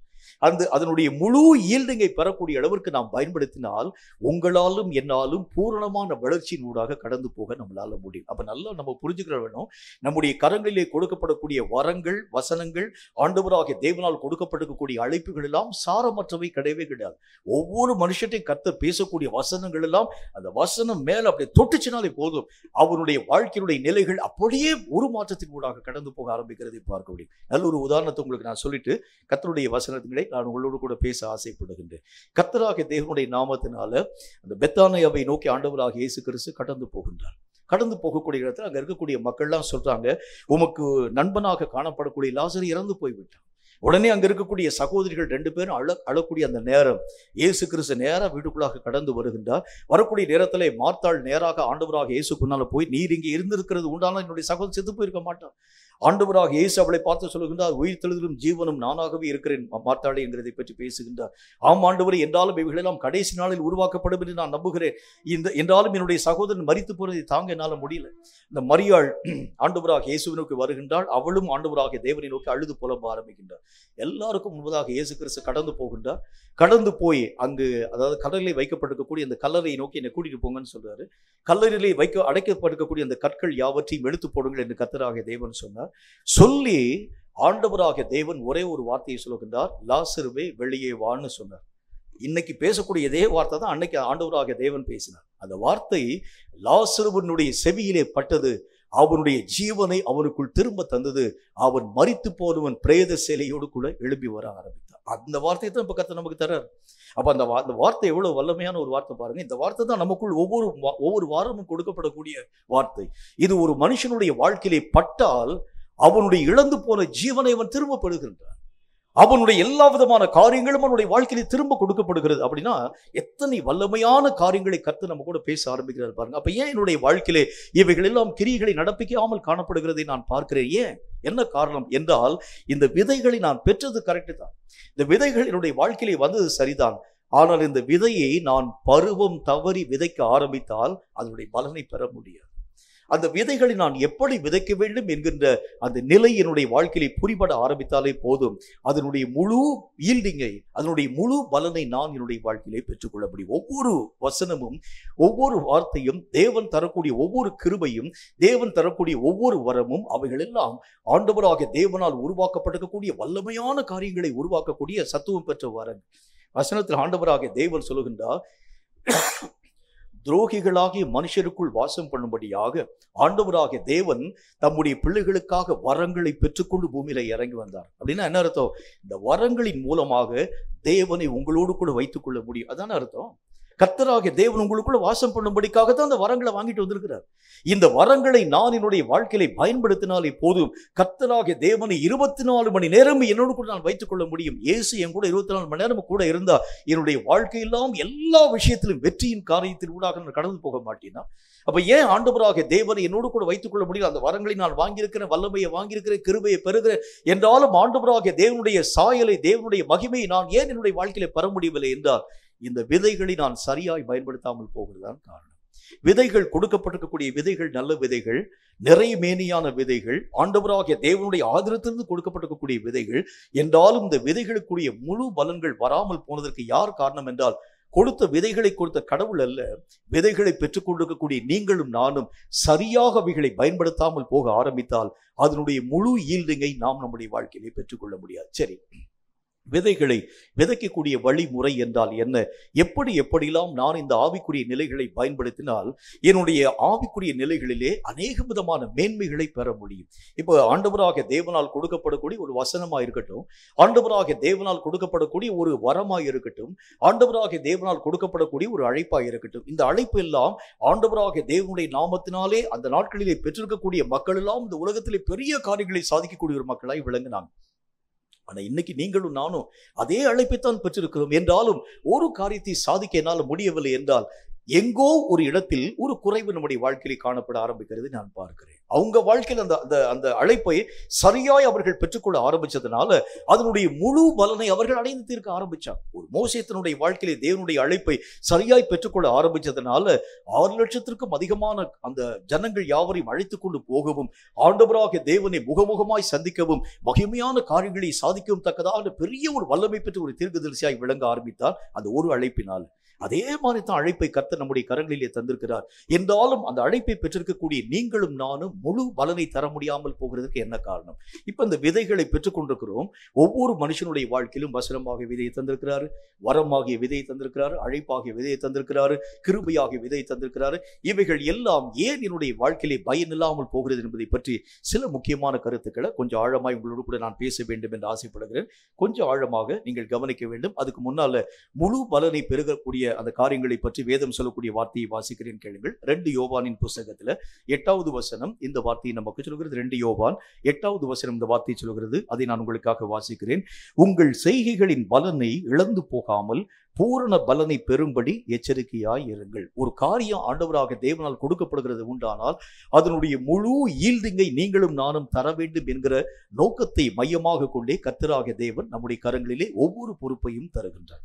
அந்த பொறுப்புகளிலே நீங்களும் நானும் உணர்ந்து கொண்ட ஒரு மக்களாக அவைகளுக்குரிய முழு விளைச்சல்களை தர ஆரம்பிக்கிறது உண்டானால் இன்னும் பல உயர்வையும் பல மேன்மையும் கர்த்தருடைய ஆதீனத்திலிருந்து உங்களாலும் என்னாலும் பெற்றுக்கொள்ள முடியும். இப்ப நம்ம கையில கொடுக்கப்பட்டிருக்கக்கூடிய இந்த காரியத்திற்குரிய முழு பலன் வராமல் போனதற்கு என்ன காரணம்? முதல் காரணத்தை பாருங்க. வேதம் சொல்லக்கூடிய நல்ல ஒரு வார்த்தை உபாகம புஸ்தகத்துல 22வது அதிகாரம் 9வது வசனம் இந்த வார்த்தையை நமக்கு சொல்கிறது. கொஞ்சம் ஆழமாக கவனிங்க. உபாகமம் 22:9 இந்த வார்த்தையை சொல்கிறது. அதை நான் உங்களுக்கு நிதானமாய் வாசிக்கிறேன். உன் திராட்சை தோட்டத்திலே பற்பல விதமான விதையை விதைக்காயாக. இப்படி செய்தால் நீ விதைத்தவைகளின் பயிரையும் திராட்சை தோட்டத்தின் பலனையும் தீட்டுப்படுத்தி விடுவாய். முதல் காரியம் என்ன விதைக்கணும் அப்படின்னா, கொடுக்கப்பட்டதை விட்டுட்டு பற்பல விதமான விதைகளை நீங்களும் நானும் விதைக்க கூடாது. கர்த்தருடைய வசனமாகிய விதைகள் ஒன்று இருக்கு. அதிலே நீங்களும் நானும் விதைக்கும் பொழுது வசனமாகிய விதையோடு கூட அவநம்பிக்கையாகிய விதையும் உள்ள விதைக்க கூடாது. மற்ற உலக பிரகாரமான அனுபவமாகிய விதைகளையும் உள்ள விதைக்க கூடாது. மற்ற அநேக விதமான மக்கள் சொல்லக்கூடிய ஆலோசனையாகிய விதைகளையும் உள்ள விதைக்க கூடாது. இப்படி பல விதைகளை நாம் கலந்து விதைக்க ஆரம்பிக்கிறது உண்டானால் விதைவினுடைய முழு பலனை நீங்களும் நானும் இழந்து போகும் மக்களாய் விளங்க ஆரம்பிக்கிறதை பார்க்க முடியும். ஒரு காரியத்தை கர்த்தராகிய தேவன் சந்தா அந்த காரியத்தை முழுவதுமாய் நீங்கள் ஏற்றுக்கொள்ளுங்கள். முழுவதுமாய் நீங்க நம்ப வேண்டும். இந்த காரியங்களுக்கு மாறாக சொல்லப்படக்கூடிய கருத்துக்கள் எத்தனை வலிமை சேர்க்கக்கூடியதாய் விளங்க ஆரம்பித்தாலும் அவைகளை உங்கள் மனதிலே ஒரு ஓரத்தில் கூட ஏற்றுக்கொள்ளக்கூடாது. இதுதான் கலந்து விதைக்கக்கூடிய விதையினுடைய தன்மை. எப்படி கலந்து விதைக்க ஆரம்பிக்கிறோம்? நம்முடைய உலக அனுபவத்துல இந்த விதைகளை பற்றி நான் ஆராய்ந்து பார்க்கிறேன். இது ஆண்டவராகிய தேவன் கொடுத்திருக்கக்கூடிய விதைன்னு பார்க்கிறேன். ஆனா என்னுடைய கண்களில் நான் பார்க்கும்போது சாதாரணமான வகையை போல காணப்படக்கூடிய விதை மாதிரி இருக்கிறத நான் பார்க்கிறேன். இது என்னுடைய அனுபவ அறிவு சொல்ல ஆரம்பிக்கிறது. இன்னும் சில மக்கள் எனக்கு ஆலோசனை என்கிற பேர்ல பலவிதமான காரியங்களை பேசுறாங்க. இந்த மாதிரி குருட்டுத்தனமான நம்பிக்கையெல்லாம் நீங்க நம்பக்கூடாதுங்க. குருட்டுத்தனமான காரியத்தெல்லாம் நாங்கள் விசுவாசிக்க கூடாது. நம்முடைய வாழ்க்கையிலே கரங்களும் கால்களும் எதற்காக கடவுளால் கொடுக்கப்படுகிறது? நீங்கள் உழைத்தால் தான் இதனுடைய முழு பலனை பெற முடியும் என்று சொல்லி பலவிதமான மக்கள் ஆலோசனை என்கின்ற விதைகளையும் நம்முடைய வாழ்க்கையில தூவ ஆரம்பிக்கிறாங்க. சில நேரத்தில் சூழ்நிலைகளின் மூலமாக பலவிதமான நிலைகள் நம்முடைய வாழ்க்கையிலே வரும் பொழுது இந்த விதைகளை பற்றி நீங்களும் நானும் மறந்து போய் அவைகளிலே காணப்படக்கூடிய பலவிதமான வித்துக்களையும் விதைக்கக்கூடிய ஒரு மக்களை விளங்க ஆரம்பிக்கிறோம். நிறைய நேரத்தில் கவலை என்கின்ற விதை, நிறைய நேரத்தில் பொறாமை என்கின்ற விதை, நிறைய நேரத்தில் கோபம் என்கிற விதை, நிறைய நேரத்தில் அலட்சியம் என்கிற விதை, இப்படி பல விதைகளை நாம் கலந்து விதைக்க ஆரம்பிக்கிறது உண்டானால் முதல் காரியம் என்ன நடக்கும்? இந்த விதையினுடைய பலனும் கெட்டு போய்விடும், நிலமும் இனி பாழாக்கப்பட்டு போக ஆரம்பிக்கிறது. இனி எந்த விதைகள் கொடுக்கப்பட ஆரம்பித்தாலும் பலனை தராத ஒரு நிலமாய் காணப்பட ஆரம்பிக்கிறதை பார்க்கணும். அந்த வசனத்தை திரும்ப வாசிக்கிறேன் பாருங்க. அது என்ன வார்த்தையை சொல்லுகிறது? 22:9 உபாகமத்துல உன் திராட்சை தோட்டத்திலே பற்பல விதமான விதையை விதைக்காயாக. இப்படி செய்தால் நீ விதைத்தவைகளின் பயிரையும் திராட்சை தோட்டத்தின் பலனையும் தீட்டுப்படுத்தி விடுவாய்.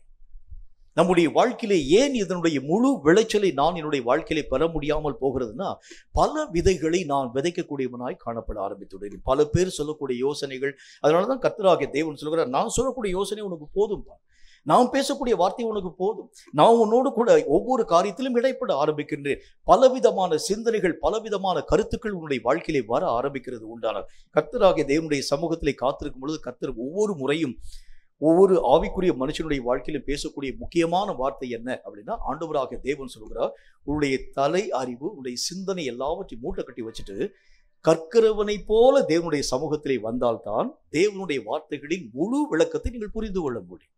நான் அந்த காரியத்துல நான் என்னுடைய அறிவை யூட்டிலைஸ் பண்ண ஆரம்பிச்சா கர்த்தராகிய தேவனுடைய குரலின் ஆழ்ந்த காரியங்களை உங்களால் என்னால் விளங்கிக் கொள்ள முடியாது. கர்த்தர் சொல்லக்கூடிய வார்த்தையின் அடிப்படையில பலவிதமான அந்த விதைகள் சூழ்நிலைகளின் மூலம் நம்முடைய வாழ்க்கையிலே விதைக்கப்படும்படிக்காக இடம் அளிக்கப்பட ஆரம்பிக்கிறதை பார்க்க முடியும். கவலை என்கின்ற விதை, கஷ்டம் என்கிற விதை ஆண்டவராகிய தேவன் நல்ல நிறைமையான விதையை ஆண்டவராகிய தேவன் வைத்திருக்கின்றார். அதைத்தான் நம்முடைய வாழ்க்கையிலே கர்த்தராக தேவன் விதைக்கின்றார். ஆனா கீழே இறங்கி போனக்கூடிய நேரத்துல நம்முடைய சூழ்நிலைகள் நம்மை பார்த்து பல விதமான காரியங்களை பேச ஆரம்பிக்கிறது. இன்னைக்கு இருக்கக்கூடிய இந்த பிரச்சனையை நான் எப்படி அந்த காரியங்கள் யாவற்றையும் ஆண்டவராகிய தேவனுடைய நாமத்தினால் வெற்றி பெற முடியும், இந்த காரியங்களை மேற்கொள்கிறது எப்படி, வாங்கி இருக்கக்கூடிய அந்த கடன் தொகையை நான் அடைக்கிறது எப்படி, கீழே போன உடனே கவலையாகிய விதை நிறைமையான அந்த விதைக்கு பக்கத்திலே விதைக்கப்பட ஆரம்பிக்கிறது. இரண்டாவது காரியம், சூழ்நிலைகளை நான் ஆராய்ந்து பார்க்கிறேன்.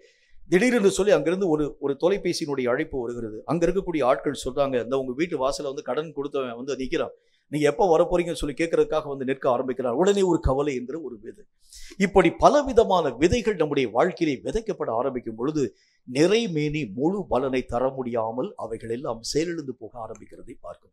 இப்ப நம்ம வாழ்க்கையை பாருங்க, எத்தனை ஆசீர்வாதங்களை ஆண்டவராக தேவன் தந்திருக்கின்றார். நீங்களும் நானும் நினைக்காது இருக்கக்கூடிய பெரிய பெரிய அழைப்பினால் நாம் அழைக்கப்பட்டிருக்கிறோம். ஆனா இன்னைக்கு வரைக்கும் நீங்களும் நானும் என்ன காரியத்தை செய்யறோம், கர்த்தருக்கு என்ன காரியத்தை செஞ்சிருக்கிறோம் பாருங்க, ஒண்ணுமே செய்யல. ஏனென்றால் அதனுடைய முழு பலன் உங்களுடைய வாழ்க்கையில வரவே இல்லை. அந்த விதையினுடைய முழு பலன் நம்முடைய வாழ்க்கையிலே வர ஆரம்பித்தால் என்றைக்கோ நாம் உச்ச கட்டத்திலே கடந்து போகக்கூடிய மக்களாய் விளங்கி இருப்போம். ஆனால் இன்று வரைக்கும் நம்முடைய வாழ்க்கையிலே இயக்கமற்ற ஒரு கிறிஸ்தவனாய் காணப்படுகிறதுக்கு என்ன காரணம்?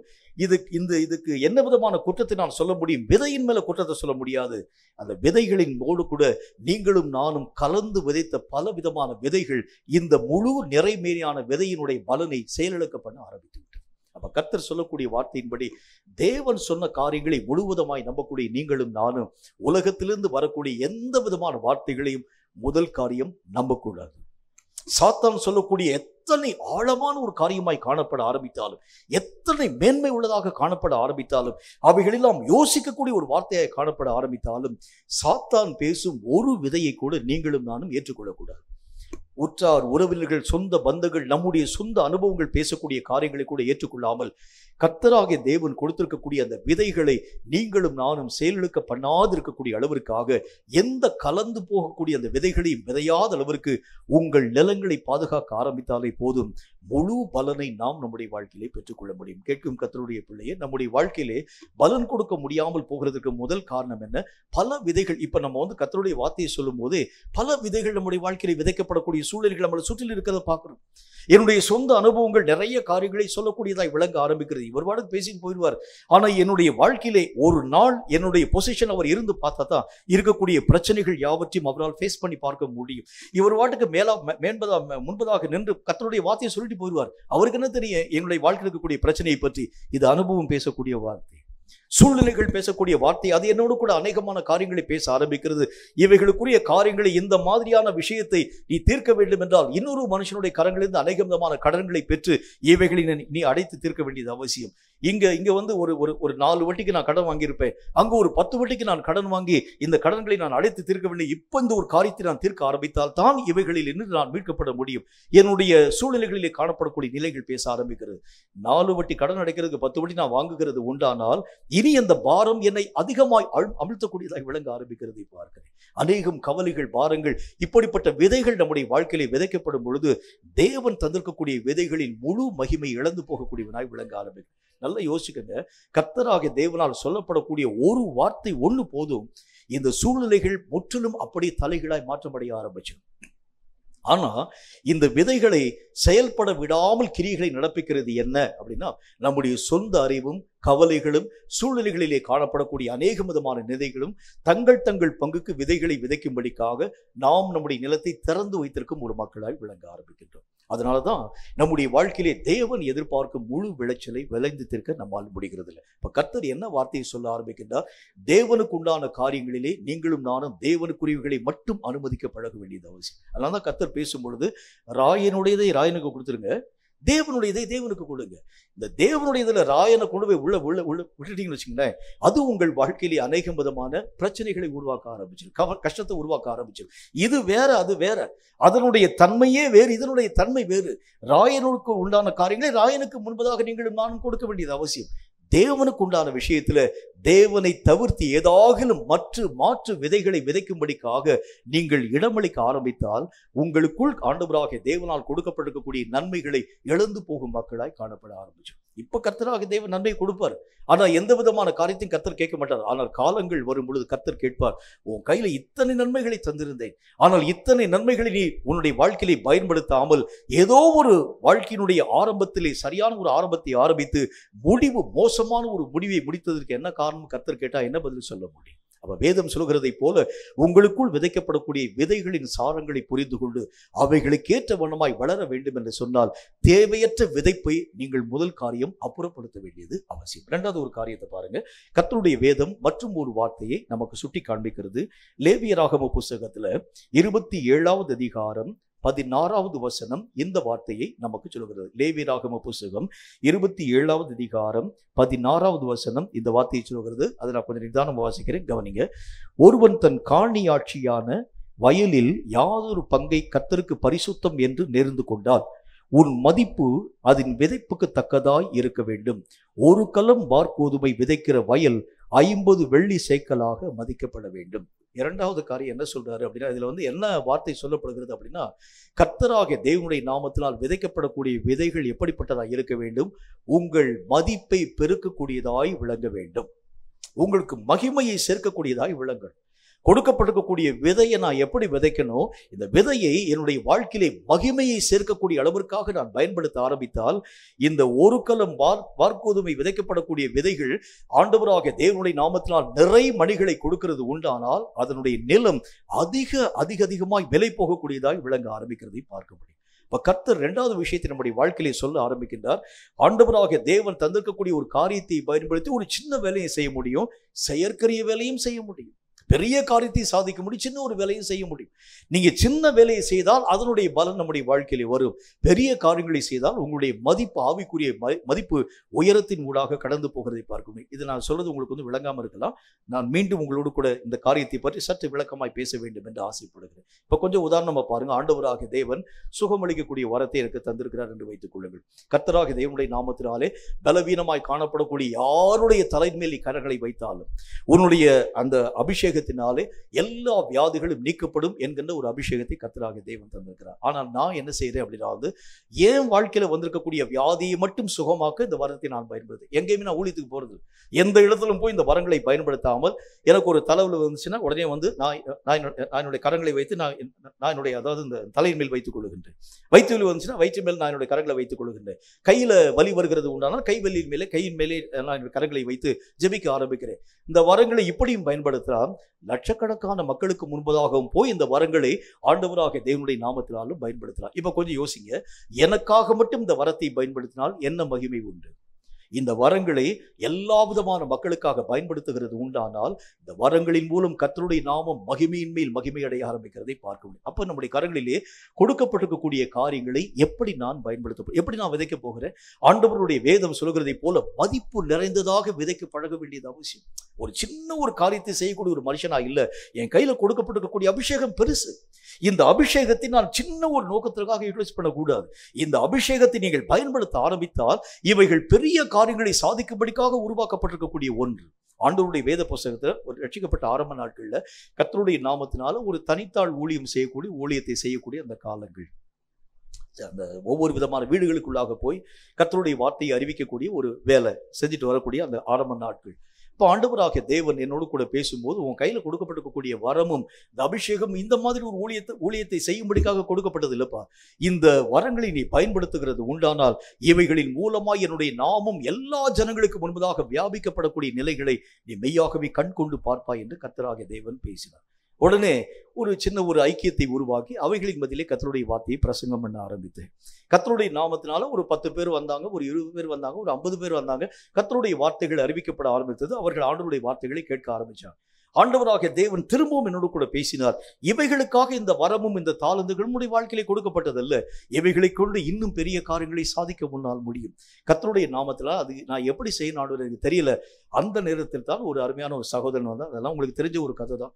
சகோதரன் வந்தார், இனி உங்களுடைய எல்லா விதமான செய்திக்குரிய காரியங்கள் யாவற்றையும் யூடியூப் சேனல்ல நம்ம வந்து அப்லோட் பண்ணலாம். இப்ப நீங்க இந்த ஒரு காரியத்தை செய்கிறது ஒரு சின்ன ஒரு குரூப்புக்கு நீங்க செஞ்சுட்டு இருக்கிறீங்க. ஆனால் இந்த செய்தி உலக அளவிலே கடந்து போகக்கூடிய அளவிற்காக இவைகளை நீங்கள் மகிமையான ஒரு காரியத்தின் மூலமாக பயன்படுத்த வேண்டும். அந்த நாட்களில் யூடியூப் சேனல்லாம் எனக்கு தெரியாது, அதை பற்றியெல்லாம் எனக்கு எந்த விதமான விவரமும் தெரியாது இருக்கக்கூடிய காலம். இல்லைங்க, அதை கொஞ்ச நாள் பார்த்துக்கலாம்னு சொல்லிட்டு பேசாமல் விட்டுட்டேன். என்றாலும் கர்த்தர் திரும்ப திரும்ப என்னோடு கூட பேசிக்கொண்டு வர ஆரம்பித்தார். இந்த வரங்களும் தாளந்துகளும் சில மக்களுக்காக முடக்கப்பட்டதாக அல்ல, பல பேர் பயனாக்கப்படும்படிக்காக கொடுக்கப்பட்டிருக்கக்கூடிய ஒன்று. அதுதான் கர்த்தர் நமக்கு இன்னைக்கும் சொல்றார். உன் கையில் கொடுக்கப்பட்டிருக்கக்கூடிய காரியம் சில விஷயத்திற்காக அல்ல. கர்த்தருடைய நாமத்தினால இன்றைக்கு காலையில் கர்த்தருடைய நாமத்தினால் நான் ஜெபிக்க ஆரம்பித்தேன். இன்றைக்கு காலையில் அம்மா என்ன சமையல் பண்ணுவார் என்று கர்த்தர் என்னுடைய நான் ஜெபிக்கக்கூடிய நேரத்தில் என்னோடு கூட கர்த்தர் வெளிப்படுத்தினார். இதுக்கு நான் பயன்படுத்தினா என்ன பிரயோஜனம்?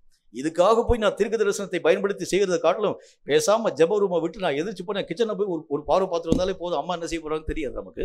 இதுக்கு போய் நான் தீர்க்க தரிசன வார்த்தை பயன்படுத்தணுமா? வேதம் சொல்கிறதை போல பெரியவைகளை செய்யும்படிக்காக கர்த்தராகிய தேவன் இந்த கிருபைகள் யாவற்றையும் தந்திருக்கிறார். சின்ன அற்ப காரியத்துக்காக நம்ம பயன்படுத்துகிறதுக்காக அல்ல. இவைகளை நாம் பயன்படுத்த ஆரம்பித்தால் நம்முடைய மதிப்பு உயரக்கூடிய அளவிற்காக, தேவனுடைய நாமம் உயரப்படக்கூடிய அளவிற்காக.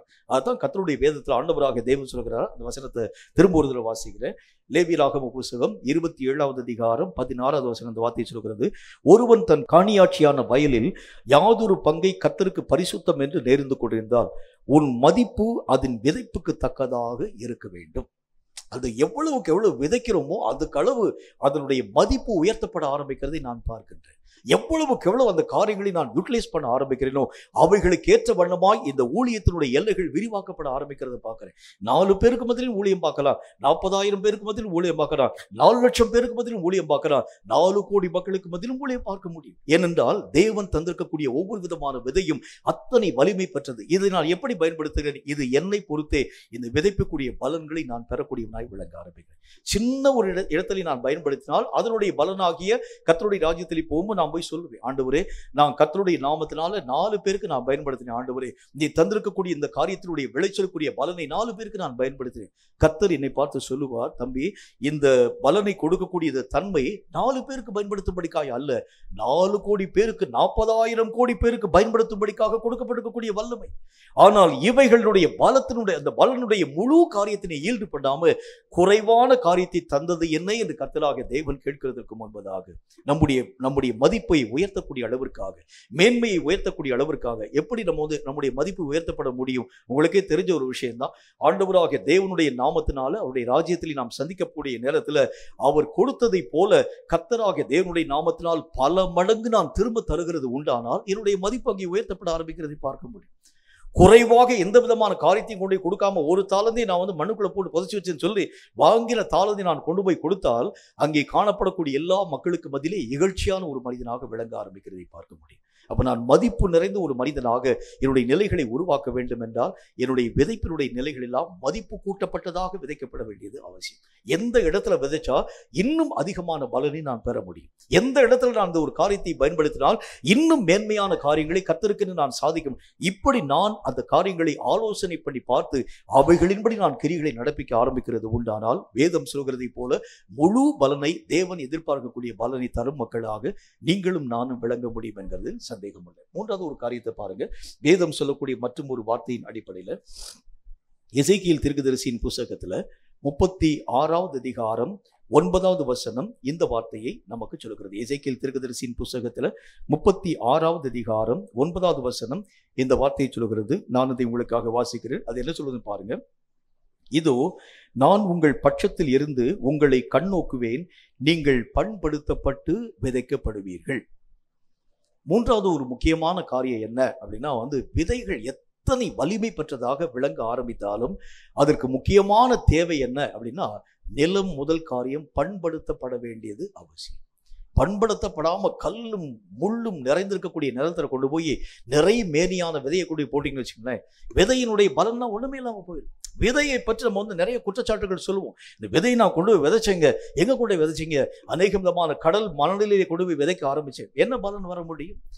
கர்த்தருடைய நாமத்தினால் நிறைய கல்பாறையாக இருக்கக்கூடிய இடத்துல கூட இந்த விதைகள் யாவற்றை கூட விதைக்க ஆரம்பிச்சு ஒரு விதை கூட பலனை தரவில்லை. நல்ல விதைக்குரிய நிரம்பினால் அந்த விதைகளை அவர்கள் விற்பனை செய்யக்கூடாத ஒரு காரியத்திற்குள்ளாக நான் கடந்து போயிட்டேன். ஆகவே நல்ல ஒரு விளைச்சலை நான் பார்க்க முடியும். இல்லை, விதையில பிரச்சனை இல்லை, நீங்கள் விதைக்கக்கூடிய இடத்தில் தான் பிரச்சனை. அந்த இடம் எப்படிப்பட்டதாய் காணப்பட வேண்டும்? மூன்றாவது, பண்படுத்தப்பட வேண்டியது அவசியம். நம்முடைய வாழ்க்கையில கர்த்தருடைய வசனங்களை நீங்கள் ஏற்றுக்கொள்ள வேண்டும் என்றால் முதல் காரியம், நம்முடைய உள்ளம் தேவனாகிய கர்த்தருக்கு முன்பதாக பண்படுத்தப்பட்ட ஒரு நிலமாய் மாற்றப்பட வேண்டியது அவசியம். அங்கு காணப்படும் கற்கள் முதல் காரியமாக வெட்டி எடுக்கப்பட வேண்டியது. இரண்டாவது காரியமாக, மண்ணாக காணப்படக்கூடிய அநேகம் கட்டிகள் எல்லாம் உடைக்கப்பட வேண்டியது. மூன்றாவது காரியமாக, விதைகள் எல்லாம் விதைக்கப்படக்கூடிய அளவிற்கு அவைகள் எல்லாம் ஆண்டவராக தேவனுக்கு முன்பதாக நேர்த்தியாக உருவாக்கப்பட ஆரம்பித்தார். இதுக்கு இப்படி நான் இந்த மாதிரி விளக்கங்களை சொல்லுகிறத காட்டிலும் எளிதாக நீங்கள் விளங்கிக் கொள்ளக்கூடிய அளவுக்கு விளக்கத்தை சொல்ல முடியும். என்ன சொல்லலாம்? இப்ப நம்ம வந்து கர்த்தருடைய வார்த்தையை கேட்கும்படிக்காக ஒவ்வொரு ஞாயிற்றுக்கிழமையும் கடந்து வருகின்றோம். எப்படி கடந்து வரோம்? பல சூழ்நிலைகளில் நின்று, குடும்பத்தில் இருக்கக்கூடிய பிரச்சனை, குடும்பத்தில் இருக்கக்கூடிய தேவை, குடும்பத்தில் இருக்கக்கூடிய காரியம், அப்புறம் ஏத்து வீட்டில் இருக்கக்கூடிய ஆட்களோட சண்டை, இதெல்லாம் போட்டுட்டு நான் இந்த ஆராதனைக்குள்ளாக வருகின்றேன். சொல்லப்படக்கூடிய வசனங்களை நான் கேட்கக்கூடிய நேரத்தில் சில வசனங்களை என்னால் புரிந்து கொள்ள முடிகிறது, பல விஷயங்களை நான் விளங்கிக் கொள்ள முடியல. என்னமோ விதன்னு பேசுறாரு, எதுக்கு என்ன செய்யணும், நாங்களாம் போது இனிமே எங்களுடைய வேலையெல்லாம் விட்டுட்டு இனி நாங்கள் விவசாயத்துக்காக போகணும்னு சொல்லி பிரதர் சொல்றாரா, எங்களுக்கு தெரியலையே. இப்படி பலவிதமான யோசனைகள் நம்முடைய வாழ்க்கையில் வர ஆரம்பிக்கிறது. இதே நேரத்தில் நீங்கள் இந்த மாதிரி ஒரு ஜெப கூட்டத்திற்குள்ளாக வருகிறதற்கு முன்பதாக ஒரு நாள் உட்கார்ந்து ஃபாஸ்டிங் இருந்து வந்து பாருங்க. ஜெபம் பண்ணிட்டு, ஆண்டவரே, நாளைய தினத்தில் நான் கர்த்தருடைய ஆராதனைக்குள்ளாக கடந்து போகின்றேன். இந்த ஆராதனைக்குள்ளாக வருகிறதற்கு முன்பாக சொல்லப்படக்கூடிய வார்த்தைகள் ஒவ்வொன்றும் என்னுடைய வாழ்க்கையிலே ஆழமாய் பதியக்கூடிய அளவிற்கு என்னுடைய மனதை நீர் பக்குவப்படுத்தும் சொல்லி ஒரு நாள் நீங்க ஃபாஸ்டிங் இருந்து ஜெபம் பண்ணிட்டு வந்து பாருங்க. சொல்லப்படும் ஒரு வார்த்தை கூட இங்கும் அங்கும் விலகாமல் ஆழமாய் உள்ளே கடந்து போகிறத பார்க்கணும். இதுதான் பண்படுத்தப்படக்கூடிய ஒரு நிலை. பண்படுத்தப்படக்கூடிய ஒரு வாழ்க்கைன்னா பலவிதமான சிந்தனைகளிலே நின்று முதல் காரியம் நீங்களும் நானும் வேறு பிரிக்கப்படும். அங்கு காணப்படும் பலவிதமான கவலை, பலவிதமான வேதனை. கர்த்தருடைய ஆலயத்துக்கு எதுக்கு வர்றோம் அப்படின்னு பார்த்தீங்கன்னா, இந்த கர்த்தருடைய ஆலயத்திற்குள்ளாக வருகிறதுடைய முதல் நோக்கம் என்ன? எதுக்கு இத்தனை பாடல் பாடி ஒரு வொர்ஷிப் நடத்தி ஆண்டவருடைய சமூகத்தை நோக்கி நாம் ஜெபித்து இவ்வளவு ஆயத்தத்தின் ஊடாக கடந்து போவதற்கு என்ன காரணம் என்றால், முதல் காரியம், நீங்கள் வந்த வண்ணமாய் வந்து உட்கார்ந்தோட கர்த்தருடைய வார்த்தையை சொன்னால் ஏற்றுக்கொள்ள முடியாது. இந்த விஷயங்கள் எல்லாம் முதல் காரியம் பண்படுத்தப்பட வேண்டியது அவசியம். அங்கு காணப்படும் அநேகம் கட்டிகள் உடைக்கப்பட்டு, அநேகம் அங்கு காணப்படக்கூடிய கற்கள் யாவும் அப்புறமாக்கப்பட்டு, அங்கு காணப்படும் நெறிஞ்சல்கள் எல்லாம் அப்புறமாக்கப்பட்டு, அநேகம் விதமான விதைகளுக்கு தேவையற்ற அநேகம் விதமான காரியங்கள் எல்லாம் அப்புறமாக்கப்பட ஆரம்பித்தால்தான் விதைக்கப்படும் விதைகள் எல்லாம் 100 மடங்கான பலன்களை கொடுக்க ஆரம்பிக்கிறதை பார்க்க முடியும். அப்ப முதல் காரியம், அடுத்து என்ன விஷயம் நமக்கு தேவைப்பட ஆரம்பிக்கிறது? பண்படுத்தப்படக்கூடிய ஒரு வாழ்க்கை. பண்பற்ற காரியம் எங்கெங்கெல்லாம் காணப்பட ஆரம்பிக்கிறது, இதெல்லாம் முதல் விஷயமாக சீராக்கப்படணும். நம்முடைய வாழ்க்கையிலே கர்த்தருடைய வசனங்கள் என்று அழைக்கப்படக்கூடியது இது சாதாரணமாக கொடுக்கப்படக்கூடியது அல்ல. ஆண்டவராகிய இயேசு கிறிஸ்துவை பற்றி வேதம் சொல்லக்கூடிய வார்த்தையை பாருங்க. அவர் ஆண்டவராகிய இயேசு கிறிஸ்து வார்த்தையாக காணப்பட்டவர், மனுவாக உருக்கொண்டு பூமியிலே இறங்கி வந்தார். பூமியை ஆண்டவராகிய இயேசு கிறிஸ்து என்கின்ற இந்த பிதாவாகிய தேவனுடைய வார்த்தை பூமி வந்து தொடப்போகிறது. பூமியில வந்து இயேசு கிறிஸ்து வரப்போகின்றார். வரக்கூடிய அந்த நேரத்தில், அதாவது மரியாளுக்கு அந்த ஒரு பிரசவ வேதனை ஏற்படக்கூடிய ஒரு நேரம், மரியாளுடைய வயிற்றிலிருந்து இயேசு கிறிஸ்து பாலகனாக பூமியில வருகிறார். அந்த இயேசு கிறிஸ்து சொல்ல காட்டிலும் தேவனுடைய வார்த்தை மனு உருவாக பூமியில வருகிறது. பூமியிலே இயேசு கிறிஸ்துனுடைய பாதம் பட்ட மாத்திரத்தில் என்ன நடந்தது பாருங்கள். பரமசேனையின் திரள் கூட்டம் கீழே இறங்கி வந்துட்டாங்க. இறங்கி வந்து ஆண்டவராகிய தேவனுடைய நாமத்தினாலே எல்லாரும் வாழ்த்துதல் சொல்ல ஆரம்பிக்கிறாங்க. உன்னதத்தில் இருக்கக்கூடிய தேவனுக்கு மகிமையும் பூமியிலே சமாதானமும் மனுஷன் மேல் பிரியமும் உண்டாக்கப்படுவதாக என்று சொல்லி அந்த சேனையினுடைய திரள் கூட்டமும் ஒரே நேரத்தில் வந்து இறங்கி விடுகிறதை பார்க்கும். அப்படின்னு என்ன அர்த்தம்? ஒரு வார்த்தையை பூமியை தொட்டுச்சுன்னா அத்தனை மகிமையான சந்தோஷம் பரலோகத்தில் உருவாக்கப்படும். ஒரு வார்த்தை பூமியில வந்துச்சுன்னா, இப்ப இந்த வார்த்தை தான் நமக்குள் வருகிறது, இருதயமாகி பூமிக்குள்ள கொடுக்கப்படுகிறது. ஒரு வார்த்தை பூமிக்குள் விதைக்கப்படுகிறது உண்டான அந்த வார்த்தை அப்ப எவ்வளவு வேல்யூபிள்னு பாருங்க. அந்த வார்த்தை நம்முடைய வாழ்க்கையில கொடுக்கப்படக்கூடிய நேரத்தில் பரமதூதனுடைய சேனைகள் எல்லாம் சந்தோஷப்பட ஆரம்பிக்கும். இப்ப எத்தனை வார்த்தையை கர்த்தர் பேசியிருப்பார் பாருங்க, யோசிச்சு பாருங்க. ஒவ்வொரு பிரசங்கத்திலும் எத்தனை வார்த்தைகள் உச்சரிக்கப்பட ஆரம்பித்திருக்கு. அந்த ஒவ்வொரு வார்த்தையும் பூமியை தொடக்கூடிய நேரத்தில், இவைகள் எல்லாம் பரத்திலிருந்து கொடுக்கப்படக்கூடிய வார்த்தைகள். இது பூமியை தொடக்கூடிய ஒவ்வொரு நேரத்திலும் பரலோகத்திலே பரமத்தை அந்த தூதர்களுடைய சேனைகள் எல்லாம் பரவசம் கொள்ளக்கூடிய நிலைகளின் ஊடாக கடந்து போக ஆரம்பிக்கிறார். ஒரு வார்த்தை பூமிக்குள்ளாக கர்த்தருடைய நாமத்தினால் கொடுக்கப்பட ஆரம்பிக்கிறது உண்டானால் நீங்க சந்தோஷப்படுங்களா இல்லையோ, பரம தூதர்களுடைய சேனைகள் எல்லாம் சந்தோஷப்படக்கூடியதாக விளங்காரு. அவ்வளவு வேல்யூபிளான ஒரு வார்த்தை. அப்ப வேதம் சொல்லக்கூடிய வார்த்தையின் அடிப்படையில் இந்த வார்த்தைகளை தாங்கக்கூடிய பூமி எப்படி இருக்கணும்னு யோசிச்சு பாருங்களேன். இந்த வார்த்தையை தாங்கக்கூடிய பூமி பண்படுத்தப்பட்ட பூமியா இருந்தால் இந்த வார்த்தையினுடைய முழு விளைச்சலை விளைந்து தீர்க்க உங்களாலும் என்னாலும் முடியும். பண்படுத்தப்படலன்னு வச்சுங்களேன், இந்த வார்த்தை எவ்வளோ பெரிய தூதர்களால் போற்றப்படக்கூடிய ஒரு வார்த்தை வர ஆரம்பித்தால், பிதாவாகிய தேவனுடைய வார்த்தையாக வாயிலிருந்து புறப்பட்டு வரக்கூடிய வார்த்தையாக கடந்து வர ஆரம்பித்தாலும், இந்த உலகத்தையே ரட்சிக்கக்கூடிய ஒரு வார்த்தையாக கடந்து வர ஆரம்பித்தாலும், ஏற்றுக்கொள்ளக்கூடிய அந்த பூமி சரியான பூமியா இல்லை என்று சொன்னால் என்ன நடக்கும்? அதனுடைய முழு பலனை இந்த பூமியின் மூலமாய் உங்களாலும் என்னாலும் பெற்றுக்கொள்ள முடியாது. இப்ப கர்த்தர் என்ன சொல்ல வருகின்றார்? இப்ப சொல்லப்படக்கூடிய ஒவ்வொரு பிரசங்கத்துக்குரிய வார்த்தைகளும் நீங்க கேட்க கேட்க என்ன நடக்கும் பாருங்க. ஒரு வார்த்தை உங்களுடைய வாழ்க்கையிலே உச்சரிக்கப்பட ஆரம்பித்தாலே பரம தூதர்கள் எல்லாரும் இந்த வார்த்தை நிமித்தம் சந்தோஷப்பட ஆரம்பிப்பாங்க. அநேக விதமான ஞானிகளுக்கும் கல்விமான்களுக்கும் மறைத்து பாலகர்களுக்கும் ஆண்டவராகிய தேவனுடைய நாமத்தினாலே சிறுவர்களுக்கும் உம்மை வெளிப்படுத்தும்படிக்காக இவ்வளோ பெரிய ஒரு வார்த்தையை, இந்த வார்த்தைகளை கேட்கிறதுக்கு நாங்கள்லாம் ஆசையாய் காணப்பட ஆரம்பிச்சோம். தூதர்கள் என்ன சொன்னாங்க? இந்த ரட்சணத்தை பார்க்க நாங்கள்லாம் ஆசையாய் காணப்பட ஆரம்பிச்சோம். இந்த வார்த்தையை கேட்க நாங்களும் ஆசையாய் காணப்பட ஆரம்பிச்சோம். எங்களுக்கெல்லாம் சொல்லப்படாத ஒரு வார்த்தையை பூலோகத்துல இந்த இடத்திலே கர்த்தராகிய தேவன் நீர் மெய்யாகவே பேசுகிறீரே, இது எங்களுக்கெல்லாம் எவ்வளவு பெரிய ஒரு பரவசமான ஒரு இந்த ஒரு வெளிப்பாட்டை கர்த்தர் இந்த மக்களுக்கு முன்பதாக சொன்னீரேன். அதெல்லாம் தூதர்களுக்கு அவ்வளவு பெரிய ஒரு சந்தோஷமாக கொடுக்கப்படக்கூடிய வார்த்தையை ஏற்றுக்கொள்ளக்கூடிய மனமாகிய என்னுடைய நிலம் பண்படுத்தப்படாமல் இருக்கிறது உண்டானால் பலனை என்னுடைய நிலம் கொடுக்கிறது. அப்ப கர்த்தருடைய வார்த்தைகளின் ஒவ்வொரு விதமான மகிமைகளை முதல் காரியம் விளங்கிக்கங்க. என்னுடைய இருதயத்தில் இந்த வார்த்தைகளை ஏற்க முடியாமல் பண்படுத்தப்படாது இருக்கக்கூடிய தன்மைகள் எங்கெங்கெல்லாம் இருக்கிறது. ஒரு வார்த்தை ஆண்டவராக தேவன் பேசின அந்த வார்த்தையின் மூலமாய் எத்தனை மாற்றங்கள் உருவாக்கப்பட ஆரம்பிக்கிறது என்று பாருங்கள். கர்த்தராகிய தேவன் சமுத்திரத்தை பார்த்து ஒரு வார்த்தை சொன்னார், இறையாதை அமைதலான்னு சொன்ன உடனே எல்லா காரியங்களும் அப்படி நின்று போய்விட்டது. ஒரு இறைச்சல் கூட இல்லை. அவ்வளவு நேரம் வரைக்கும் வீசி கொண்டிருக்கக்கூடிய அந்த புயல் காற்றினுடைய ஒரு சத்தம் கூட காணப்படாமல் எங்கும் நிசப்தமாய் காணப்படக்கூடிய அத்தனை வல்லமையான ஒரு வார்த்தை நம்முடைய வாழ்க்கை நமக்காக கர்த்தராகிய தேவன் தருகிறார் என்று சொன்னால் இதை பெறக்கூடிய நிலமாகிய நம்முடைய உள்ளம் எவ்வளவு ஆயத்தமா இருக்குன்னு பாருங்க. அதைத்தான் கர்த்தர் சொல்லுகின்றார். பண்படுத்தப்பட்டு நீங்கள் விதைக்கப்பட ஆரம்பித்தால் முழு பலனை நாம் நம்முடைய வாழ்க்கையிலே கர்த்தருக்கு என்று கொடுக்க முடியும். அப்போ முதல் காரியம் பண்படுத்தும்படிக்காக ஒப்பு கொடுக்கணும். ஆண்டவரே, இந்த ஞாயிற்றுக்கிழமை நான் கர்த்தருடைய வார்த்தையை கேட்கறதுக்கு போறேன். கேட்கறதுக்கு முன்பதாக இந்த வார்த்தைகளுக்கு எத்தனை மகிமையோடு கூட இந்த வார்த்தையை தரப்போறீங்க தெரியாது. இந்த வார்த்தை எனக்கு சந்தோஷமோ இல்லையோ, ஆனால் பரலோகத்தில் இருக்கக்கூடிய தூதர்கள் அத்தனை பேருக்கு சந்தோஷம். இந்த ஒரு வெளிப்பாட்டை இந்த கூட்டத்திலே கர்த்தராகிய தேவன் பேசுகிறார். உங்களுக்கு ஆவிக்குரிய கண் திறந்துருச்சுன்னா ஒரு நல்ல ஒரு சம்பவத்தை நான் உங்களுக்கு சொல்ல வேண்டியது அவசியம். ஒரு செய்தியினுடைய காரியத்தை நம்ம பேசுகிறதுக்கு முன்பதாக என்ன நடக்கும் அப்படின்னு சொன்னா, இந்த இடங்கள் எல்லாவற்றிலும் கூட பரம தூதர்களுடைய சேனைகள் எல்லாம் வந்து நிற்பாங்க.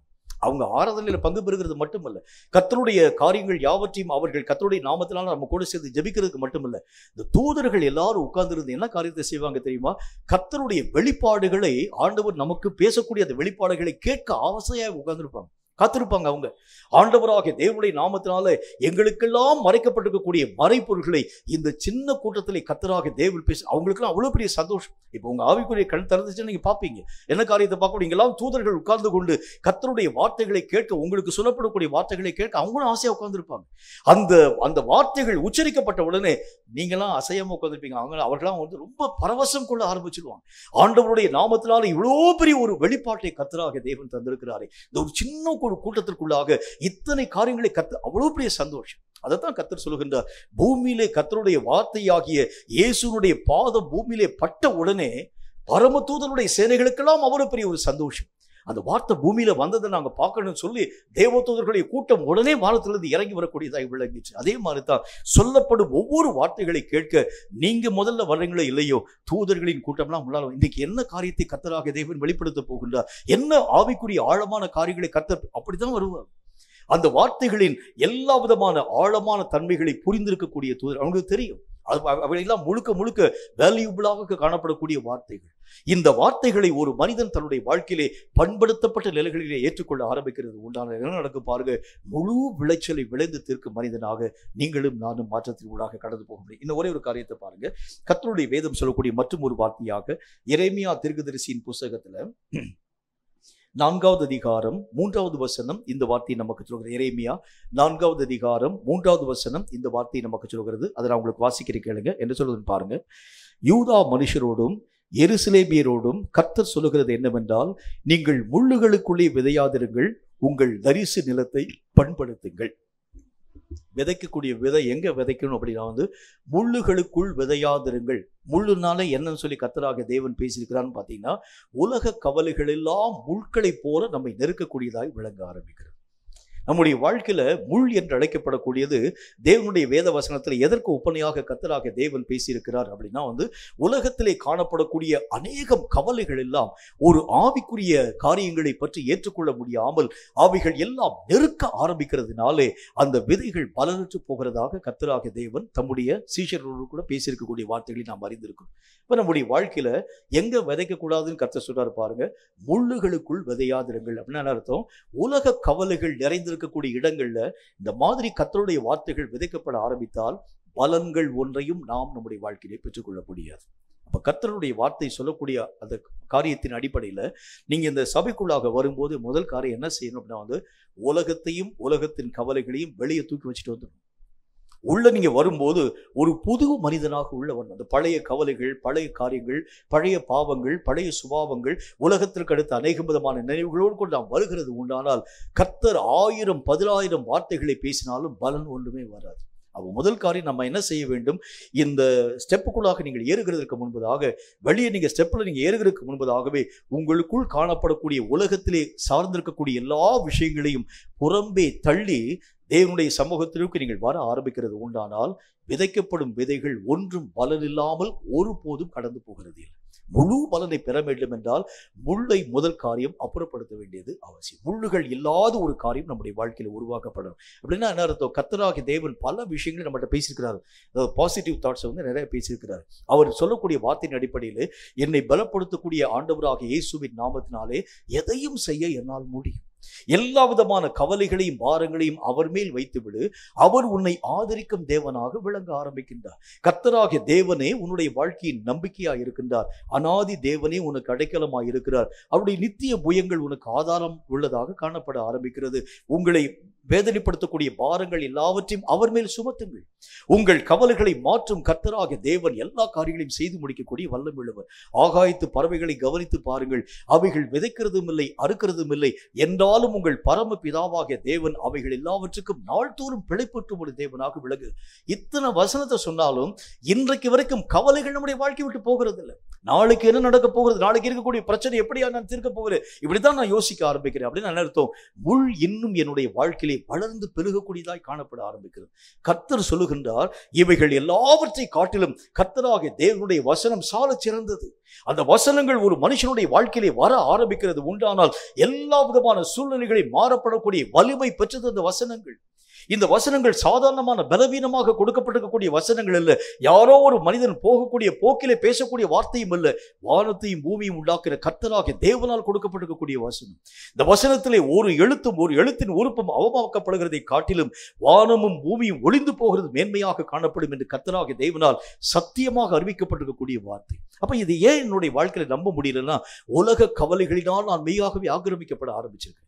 கர்த்தருடைய வேதம் சொல்கிறதை போல இந்த உலக கவலைகளாகிய எல்லா முள்ளையும் முதல் காரியம் வெட்டி எறிங்க. ஒரு நிலத்தில் நீங்க பயிர் செய்ய வேண்டும் என்றால் முதல் அவங்க என்ன காரியத்தை செய்யறாங்க, அந்த நிலத்திலே காணப்படக்கூடிய எல்லா முள் செடிகள் யாவற்றையும் வெட்டி ஆரம்பிக்கிறாங்க. ஏன் அப்படின்னா இந்த முள் கூட இருக்கிறது உண்டானால் பயிரினுடைய பலனை இந்த முள் தின்று விட ஆரம்பிச்சு நெருக்கி போட்டுரும். ஆகவே முள் யாவற்றையும் முதல் காரியம் துடைத்து எறிய வேண்டியது அவசியம். உங்கள் கவலைகள் எந்த கவலையாய் காணப்பட ஆரம்பித்தாலும் கர்த்தர் ஆகிய தேவன் மேல வச்சிருங்க. எதுவாய் காணப்பட ஆரம்பித்தாலும் ஆண்டவராகிய தேவனுடைய நாமத்தினாலே கர்த்தர் ஒரு வார்த்தையை சொல்லுகின்றார், எல்லா விஷயமும் பரலோகத்தில் பார்த்துக் கொள்ளப்படும். இதை பத்தி நீ கவலைப்படுறதுனால ஒரு மாற்றம் நம்முடைய வாழ்க்கையில வராது. அப்ப வேதம் சொல்கிறதை போல எங்க நான் விதைக்க கூடாதுன்னு சொன்னா, உலகத்தை பற்றிதான சிந்தனைகள் என்னுடைய வாழ்க்கையில் இருக்கக்கூடிய வரைக்கும் எத்தனை வசனத்தை வாசித்தாலும் அதனுடைய முழு ஈல்டிங்கை நான் தர முடியாது. முழு கிருபை நான் பெற்றுக்கொள்ள முடியாது. அபிஷேகத்தினுடைய வல்லமை கர்த்தர் ஊற்றினாலும் கூட இந்த முள் வளர்ந்து அவைகள் எல்லாவற்றையும் நெருக்கப்பட ஆரம்பிச்சு. எத்தனை ஆவிக்குரிய மேன்மைகளை கர்த்தராகிய தேவன் தர ஆரம்பித்தால் கூட அதனுடைய முழு பலனை நான் என்னுடைய வாழ்க்கையில பெற்றுக்கொள்ள முடியாது. அப்ப கர்த்தருடைய வேதம் சொல்கிறதை போல முள்ளை போல காணப்படும் எல்லா கவலைகளை மெய்யாகவே தூக்கி எறியுங்கள். இவைகள் நம்முடைய வாழ்க்கையில் இருக்கக்கூடிய வரைக்கும் தேவன் தரும் எந்த விஷயத்தினுடைய முழுமையை அனுபவிக்க இவைகள் மெய்யாகவே அனுமதிக்கிறார். நம்முடைய வாழ்க்கையிலே தேவன் தந்த வரமாகட்டும், தேவன் தந்த கிருபையாகட்டும், தேவன் தந்த தரிசனமாகட்டும், இவைகள் எல்லாம் இன்றைக்கு நம்முடைய வாழ்க்கை விட்டு விலகி போனதுக்கு என்ன காரணம் என்றால், முள்ளை போல வளர்ந்து மண்டி கிடக்கக்கூடிய இந்த முள்ளை போல காணப்படக்கூடிய அநேக விதமான உலக கவலை. இந்த கவலைகள் வர வர வர ஆவிக்குரிய மேன்மைகள் யாவற்றின் மீண்டும் நாம் இழந்து போக ஆரம்பிக்கிறதை பார்க்கணும். இயேசு கிறிஸ்து தன்னுடைய வாழ்க்கையில ஆவிக்குரிய மேன்மையை கடைசி வரைக்கும் காத்துக்கொள்ளுக்கு என்ன காரணம் தெரியுமா? உலகத்தினுடைய ஒவ்வொரு விதமான கவலைகளுக்கும் தன் இருதயத்தின் கதவை இயேசு கிறிஸ்து அடைத்துக் கொள்ள ஆரம்பிச்சிட்டார். எத்தனை கவலைகளை பற்றி இயேசுவோடு கூட ஜனங்கள் பேசினாலும் தன்னுடைய இருதயத்தை ஆக்கிரமிக்க இயேசு கிறிஸ்து தன்னுடைய உள்ளத்தை ஒருபோதும் திறந்தே கொடுக்கல. இந்த கவலைக்கு ஆண்டவராகிய தேவன் இடமே கொடுக்கல. ஒவ்வொரு விஷயத்திலும் ஆண்டவராகிய தேவனுடைய தேவைகள் வரும்பொழுதும் பிதாவாகிய தேவனை பார்த்தார். அவருடைய வாழ்க்கையிலே பிரச்சனைகள் வரக்கூடிய நேரத்தில் பிதாவாகிய தேவனை பார்த்தார். அவருடைய வாழ்க்கையிலே அநேக விதமான சாவுக்கினமான காரியங்கள் வரக்கூடிய நேரத்தில் பிதாவாகிய தேவனை பார்த்தார். அப்படின்னா என்ன அர்த்தம்? எந்த கவலையாய் காணப்பட ஆரம்பித்தாலும் தேவனாகிய கர்த்தரை நீங்கள் பார்த்தால் அவைகளிலே பூர்ணமான விடுதலையை பெற முடியும். அதுதான் கர்த்தருடைய வேதம் சொல்லுது. ஆண்டவராகிய தேவன் மோசேயின் மூலமாக ஒரு வார்த்தை ஒன்றை விதமாக எழுதி வைக்க ஆரம்பித்தார். அவர் சொன்னார், அந்த தேசத்திற்குள்ளாக கடந்து போகக்கூடிய மக்கள் அத்தனை விதமான மக்களும் கொள்ளிவாய் சர்ப்பத்தினாலே சாகக்கூடிய ஒரு மக்களை விளங்க ஆரம்பிக்கிறாங்க. எல்லா விதமான மக்களையும் பாம்பு கடிக்க ஆரம்பிக்கிறது. உடனே கர்த்தர் சொல்லுகின்றார், ஒரு கொள்ளிவாய் சர்ப்பத்தை போல ஒரு சுரூபம் ஒன்றை செய்து அவைகளை ஜனங்களுக்கு முன்பதாக நீ நாட்டி வைக்க வேண்டும். அந்த கொள்ளிவாய் சர்ப்பத்தை பார்க்கக்கூடிய எவனும் இந்த சர்ப்பத்தினால் ஏற்பட்டிருக்கக்கூடிய பாய்ச்சலிலே நின்று அவன் விடுவிக்கப்படுவான் என்று கர்த்தர் பேச ஆரம்பித்தார். அதுதான் கர்த்தருடைய வேதம் சொல்லக்கூடிய வார்த்தையின் அடிப்படையிலே கர்த்தராகிய தேவனுக்குரிய காரியங்கள் உயர்த்தப்படும் போது இவைகள் எல்லாம் நம்முடைய வாழ்க்கை விட்டு விலகி போக ஆரம்பிக்கிறது. கேட்கும் கர்த்தருடைய பிள்ளையே, இந்த விதைக்கக்கூடிய விதைகள் முழு பலனை தரக்கூடியதாய் விளங்க வேண்டும் என்றால் நான் எந்த நேரத்தில் எந்த காரியத்தில் விதைக்க வேண்டும் என்கிறதை சரியாய் அறிந்து விதைக்க ஆரம்பித்தால் மட்டும்தான் முழு ஈல்டிங்கை பெறக்கூடிய ஒரு மக்களாய் விளங்க முடியும். நீங்களும் நானும் பலன் கொடுக்கும்படி உருவாக்கப்பட்டவர்கள். சும்மா வாங்கி வாங்கி சாப்பிட்டுட்டு போறதுக்காக அல்ல. ஒவ்வொரு காரியத்திற்கும் உரிய கணக்கை நம்ம சொல்லணும். ஆண்டவராகிய தேவனுடைய நாமத்தினால இந்த காரியத்தை தந்து இதனுடைய விளைச்சல் என்ன காரியத்தை செஞ்சு முடிச்ச கர்த்தருக்கு முன்னால போய் சொல்லணும். அதனுடைய முழு ஈல்டிங்கை நான் கொடுக்கக்கூடிய அளவிற்காக ஒரு சின்ன சின்ன காரியங்களை குடும்ப கர்த்தருக்கு கொடுக்கக்கூடிய ஒரு மக்களாக இல்லை. ஆண்டவருடைய நாமத்தினால 40 கோடி மக்களுக்குரிய அபிஷேகத்தை தந்தீங்க, ஒரு 2 பேரை தான் ஆயத்தப்படுத்த, அது அப்படி நம்ம சொல்லக்கூடாது.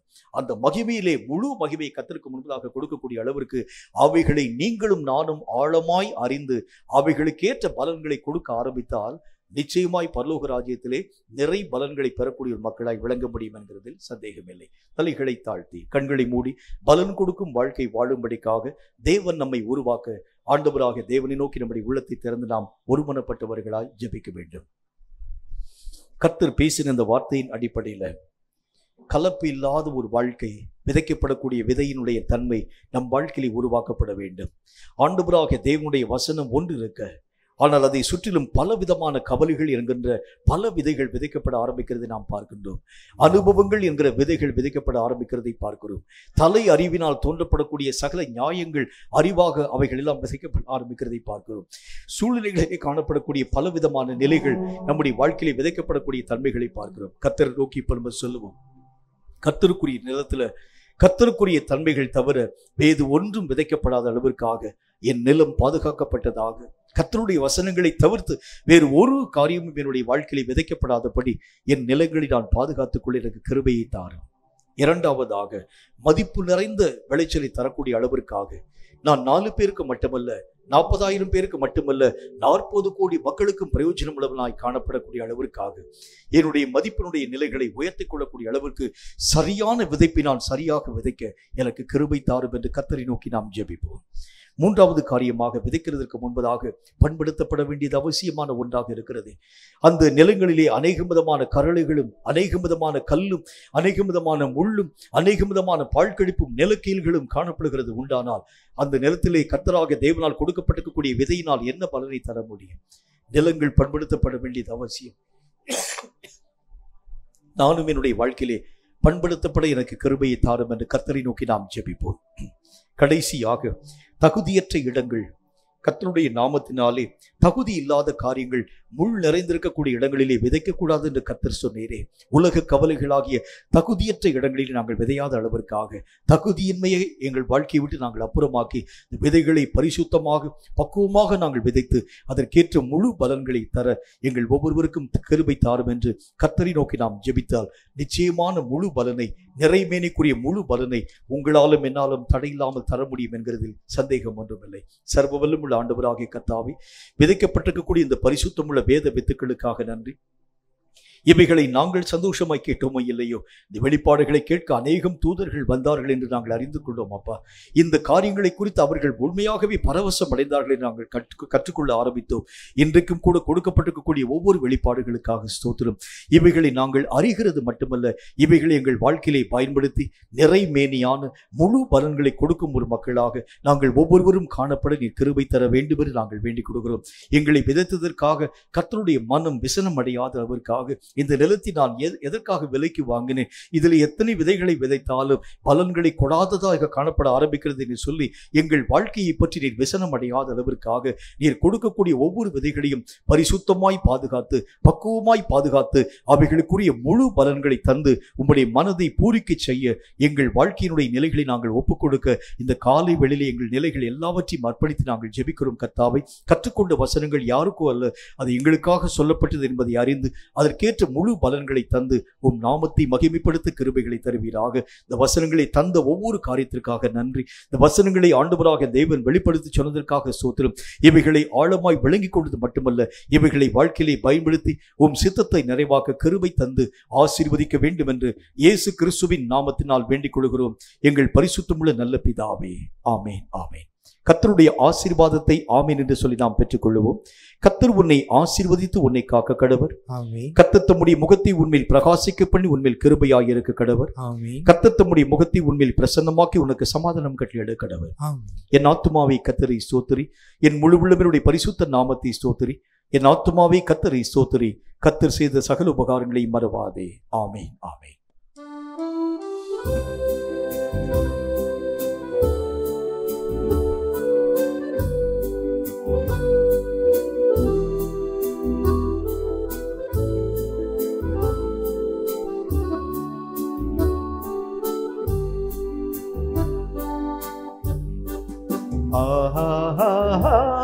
அல்லேலூயா,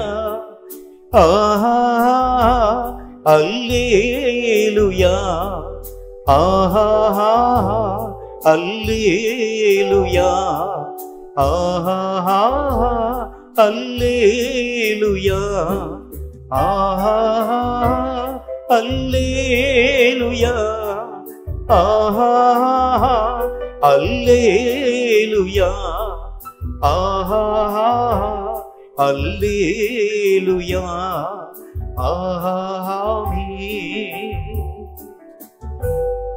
கர்த்தர் தாமே உங்கள் ஒவ்வொருவரையும் அளவில்லாமல் ஆசீர்வதிப்பாராக.